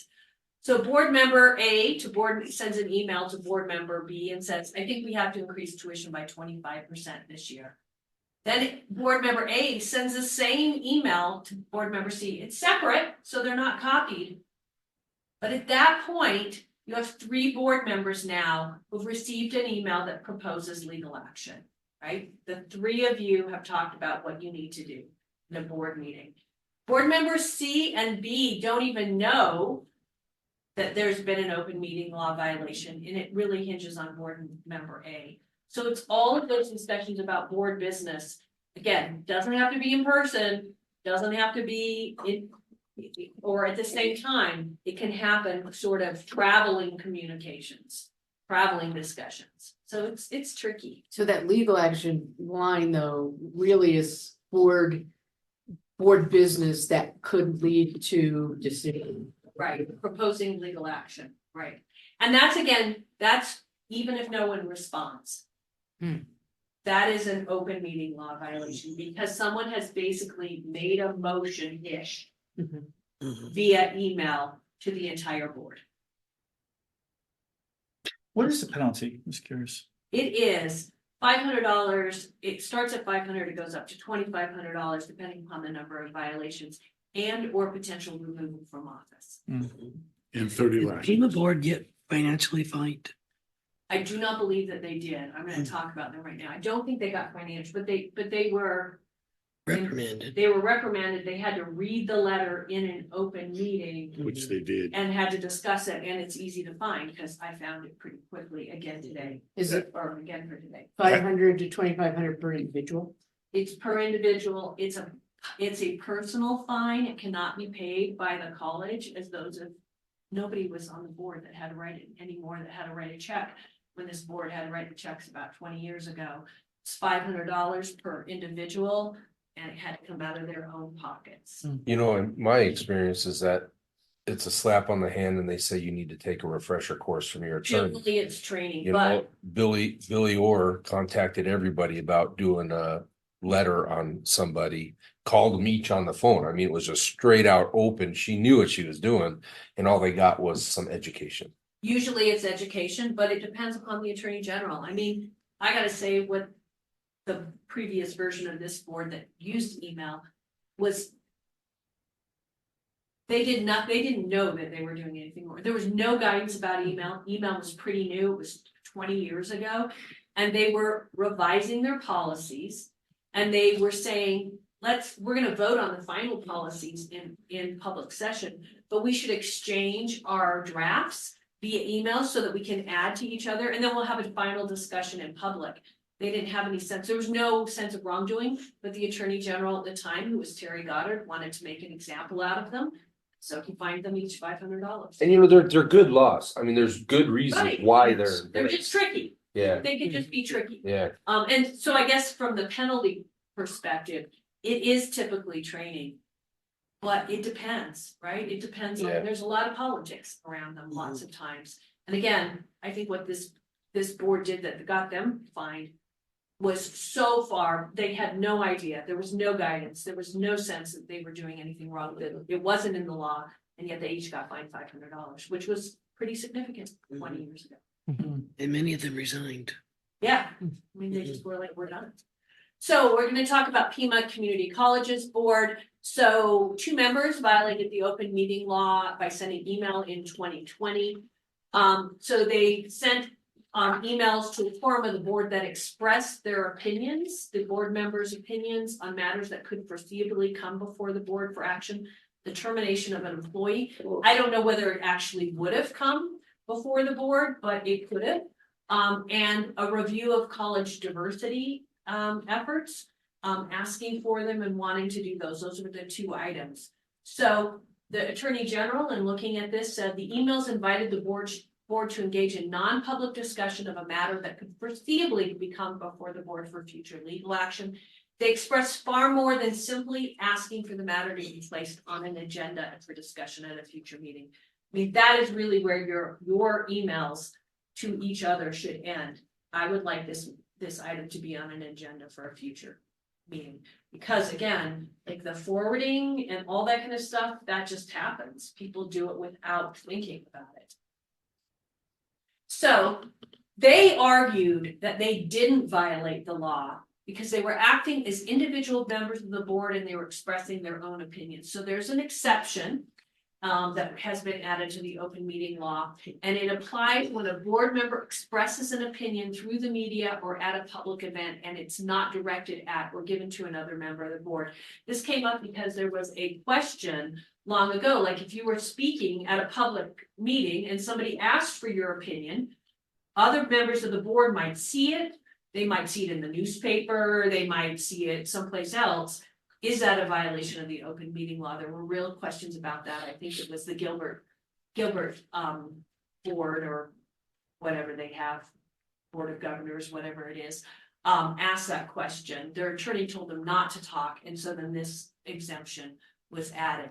Here, the Attorney General said that is not applicable. The board members clearly used email. It was addressed to and principally directed at a quorum of the board. My guess is raising that, again, wholly a guess, raising that defense probably like led to slightly more heightened consequences here, because I think the Attorney General, I had this sense, was like, okay, that's just ridiculous. They send an email to people that is clearly directed at another member. So the best practice is not to send email to other board members, I think, whether a quorum or not, about any college business. That's just my own view. As a board member, I don't want to be implicated in an open meeting law violation via email. It's so easy. Again, it doesn't mean that it's done intentionally or for a bad purpose. We just all get used to replying and forwarding emails and all that kind of stuff. And so I think my best practice is don't send it. Just don't send them. So let's dig in a little more to serial communications. So again, the discussion of a quorum doesn't need to be at the same time. It may be a serial or a chain communication, either in person, via telephone, email, or some other electronic communication. This is from the little blurb here I put, is from the AG opinion that spun out of this board's email issues long ago, when the Attorney General finally said, oh yeah, email can be used to violate the open meeting law. Board member A on a 5-member board may not email board members B and C on a particular subject within the scope of the board's responsibilities, and include what board members D and E have previously communicated to board member A. The email would be part of a chain of improper serial communications between a quorum on a subject for potential legal action. So that was one of the kind of, here's an example of how email could be used to violate the open meeting So to the point about Yvonne and the president or Deanne or anybody, staff members count when viewing potential open meeting law violations. A staff member who meets, this is from the Attorney General's handbook, a staff member who meets with each member individually and then shares the comments made by other members would violate the open meeting law. So a staff member can provide information to board members separately, but the staff member just has to be careful not to facilitate that discussion by sharing information about how each of the board members views. So again, information sharing is fine, but the president, for example, or her staff just have to be careful just to share information, not an indication of how board members may vote on an issue if it were to come before the board. And so the idea is if you're going to send an email to all board members, to blind copy them, to remove the potential for an inadvertent reply all. That happens less sort of lately, but I still see it. I have somebody at my firm who still replies all. He might be 80, but he still replies all. And oftentimes I did not please. And so oftentimes, and sometimes there might be somebody from outside my office on the email in which he's replying all. So we actually have just disabled his reply all function. I'm legitimately not kidding. So again, penalties can also be levied against non-board members who knowingly aid in a violation of the law. So the Pima College, we'll go back to that one. The board members were not only just sending emails directly to the board, but they were sending them to a staff member. They were trying to like say, oh, see, we didn't send it to everybody. Send it to a staff member and then directed the staff member to forward the email to all the board members. You know, and the staff member did. And to his or her, I don't know who it was, to his or her credit, you can understand a board member's calling you and telling you send that email to everybody on the board. So again, this was an open meeting law violation by directing the staff member to forward the email communications to a quorum of the board member violated the open meeting law. There was no finding against the staff member, just against the board member, probably again, because of it puts the staff member in a really tricky position. So could I just add a little context to that? Yeah, because yeah. So without, so Yvonne and I are having a good time with this down here, but to add just a little bit of context without giving you all the gory information. Part of the reason that the two board members violated the open meeting law, which is not a good reason, is they couldn't get, to go back to the conversation we had before the break, they couldn't get the information they wanted or needed from the administration.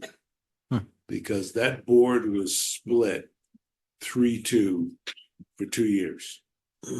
And there was little respect among the board members for each other. Now, that doesn't excuse what they did. It's still an open meeting law violation. But there were, and this is not covered by law, so they still got the sanctions they got. There was just no way to get that data and that information, and some of the data they were getting was incorrect. So I just, and those two board members are still on the board. And they're doing much better now than they were doing a year and a half ago. So it's not that I'm defending them. I'm not. But there's always a reason for everything. And sometimes we don't know all those reasons. But because I happen to know a little bit more about what happened, I just wanted to give you that context because there were people trying to do their job and they couldn't do it. So and they did have to, and I watched that meeting, that they actually had somebody from the Attorney General's office read the letter in open session via Zoom because she had COVID at the time. But they had to post it on their website. So you don't want to ever get that far down the road if you can help it. And doesn't it often happen because board members want to get into operations rather than staying in their lane? This was part of what was going on. But part of it was they couldn't get the data they needed or wanted based on some issues with a particular company they were having Long story short, that doesn't really matter for this conversation, but, and again, it doesn't excuse what they did because there are other ways to have done that than what they did. And they have been advised now about some of those other legal ways of getting it. So, sorry, Lynn. No, that's fine. So I'm gonna move to sticking to the agenda. This is, I will say, this is a hard one. That's why I have this up here. Never happens. Never happens in any board member. So, I mean, in any board meetings. I may have told you all this, but there is a board that I represent that apparently the staff watch the live stream from home. It's at night. And they have a drinking game that they play. So that every time I have to stand up and tell the board that they're off topic, they take a drink. So apparently it's been going on for a couple of years that I didn't know about, but I guess I get quite a bit. And that's why you don't live stream. So again, the agenda controls a discussion. There's some flexibility about discussion about items, but all discussion has to be about or related to an item on that's specifically listed on the agenda. I gotta say, there's no clear line. This is another no clear line. Like, you have to rely on your own instincts about whether something's related, and then me also to tell you when you're too far afield of an agenda item. I generally think, would a member of the public know that this was gonna be discussed at this meeting if they just looked at the agenda? If not, then I tell you to stop and let's put it on another agenda. And you can disagree with me. And I think Ray has over the years. It's true. Ray and I have disagreed, and that's totally fine. I give you my gut. There's no clear line, and he can either take it or not in terms of what to do. And it's because there's no clear line. How related something that might be not related in my mind is related in somebody else's mind. They've gone there, so that makes sense.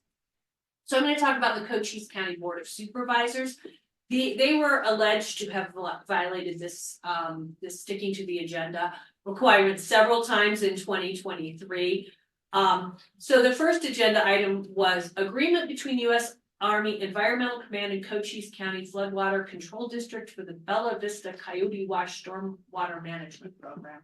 Just to discuss it, the board member went off and discussed his views that the San Pedro Riparian National Conservation Area was fraudulent and not legitimately created in 1988 by the federal government. Now, to be really honest, so I guess the board, it's off topic. I think that's pretty clear. It's off topic. The board attorney said, this is off topic and you have to get back on topic. And he said, whatever he said, no. And he kept going on. This is clearly off topic, but to my view, it's sort of an off topic like rant, but it's not anything that's actually in the boards that the board could do. If it's totally off topic. It's not like the board could go back and say the federal government illegitimately created this conservation area in 1988 and do something about it. So it's so far off topic, but also maybe no harm, no foul. I don't know. I'd probably jump in and say that's off topic, but I don't know if it's a huge violation. But is he saying, I don't want to do this again? I would think would be part of the topic. I don't know that he was. It was unclear. It was unclear. Maybe not. Because again, it wasn't an area that was actually even created by, they have no control over it. It's just. The next item was an agreement between the County Health and Social Services and ADHS. It was about something, just a general agreement, and the board member discussed his view about natural immunity for individuals who are not vaccinated for COVID-19. The agreement wasn't related to anything for vaccinations or COVID-19. It just was health services. And again, he sort of just took this as an agenda item. The legal counsel jumped in and said no again, and he said, well, I think it is related because it's a health issue. Again. So that's the first, those are the first couple. The next is the same board member attempted to get a consensus among the board members during a work session. The agenda said that there was going to be discussion about possible changes to election processes. The board member attempted several times to get a consensus without a vote. He knew he couldn't get a vote, so he just wanted everybody to say what their position was regarding voting machines, so that the board could instruct the county recorder to take action. So all of these were the subject of letters from the Attorney General's office this year to the Board of Supervisors saying all of these appear to be open meeting law violations. I don't know who filed the complaints, but have been a number of letters from the Attorney General's office to this board about potential open meeting law violations. So again, my best practice, when in doubt, stop the discussion and just add the topic to the next meeting agenda. That avoids any assertions that any action you took was null and void because it wasn't on the agenda. You take action on an item that's not on the agenda, it's null and void. You have to do all sorts of stuff in order to ratify it. It is a special process that requires all sorts of special things. It's not just like, let's put it on the next agenda. You have to go back and redo things. And so if you are off topic, like I said, and it's something sort of like we did on our parking lot today. We had a number of items that we thought we're going to want to make some decisions and make some changes to those policies. Let's put them on a future agenda where we can dig into it. It's noticed for a decision, and then we can make those decisions then. That is it. See, it was pretty quick. Any questions about any of those?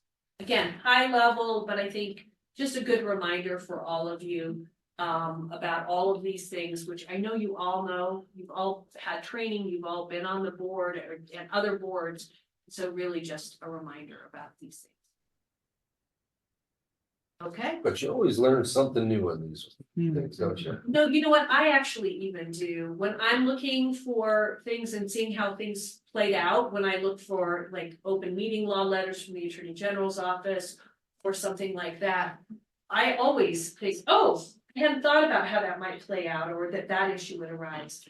And I'm happy to do this training again because I just found out that somebody that I trained is now the head of the open meeting law enforcement team at the AG's office right now. And so for the next training, I'll talk to her and find out what most issues that they're hearing about, whether it's executive session or something. But So if a board member said something out that was questionable, but wasn't board business at the time, if it became board business at another later time, was that open meeting law violated? Even if nobody responded? it could be if it proposed legal action. So if it was a proposal of legal action, then yes. And again, who knows what proposal, but it's usually like, I think we should, I believe that we should, I would like us to, something like that is a proposal of legal action. If it is a sharing of board members' views with a quorum, then it could be by forwarding or putting in the email about what board members think that is eventually shared with the quorum, then it could be an open meeting. So you really have to be, again, super careful with email. So the best point is to never send an email to a quorum of the board. Yes. No matter what. That's my best practice. When I was on a board, I didn't. And if you happen to get one, never respond. I would never respond. No. Okay, so next up is my last agenda item, to Toby's point earlier that about the conflict of interest forms. They've all been collected. I've received them from and the originals are with the college. None of you have indicated that there are any potential conflicts that might arise. So each of you has indicated that as of right now, there are no conflicts. If something were to change, all you need to do is fill out a new conflict of interest form. Again, all it does is indicate, hey, this is a potential conflict. If this issue were to come before the board, then I would recuse myself from any discussion and vote. That's really what that is. It's just alerting the other board members that there is the potential for this and that you understand it and you are going to take yourself out of any discussion and decision if the matter were to come before. So right now, no one has disclosed any conflicts. So if a board member was doing volunteer work with a college entity, is that a conflict? Probably not, unless, because a conflict really requires that you have some property or money interest. You or a relative have a property or money interest in something that is not one of the 10 remote interests. So it's sort of, again, backward. It's assumed to be a substantial interest unless it falls into one of the 10 remote interest categories, which are so super convoluted. But it's best to get up and walk out and you just announce it. It shows integrity. I mean, like if you were on the NACOG board, when we discussed that thing, you should have said, you know what, I'm on the NACOG board. I'll be back. And that's it. So there are statutory conflicts, and then there are conflicts that may just be the perception of a conflict that you want to avoid. Mhm. So Every time the city council talked about garbage, I had to go leave. Mhm. But I just think it just shows integrity from board members when you do that. and it's up to each of you to determine when you're uncomfortable, when you think it's appropriate for you just to leave the discussion, and the discussion can go on. It doesn't mean that the board can't vote on it. It's just that you don't get to participate in the discussion and you don't vote. Okay. Move adjourned. Need a second. Second. All those in favor say aye. Aye. Just an announcement, the board's having a VR tour and demonstration. Tyler and Dr. Ryan will be able to take you. It's right here. Well, that's so cool. That's gonna do the. Metaverse. Yeah. Really? And apparently they've made Avatars. they made avatars of Yes. us. Oh, that's The same- so cool. Mhm. Oh my god. I haven't even seen them yet. Who's the recording? No, I wanna see you, now we are still recording, yes, but now we're gonna pause.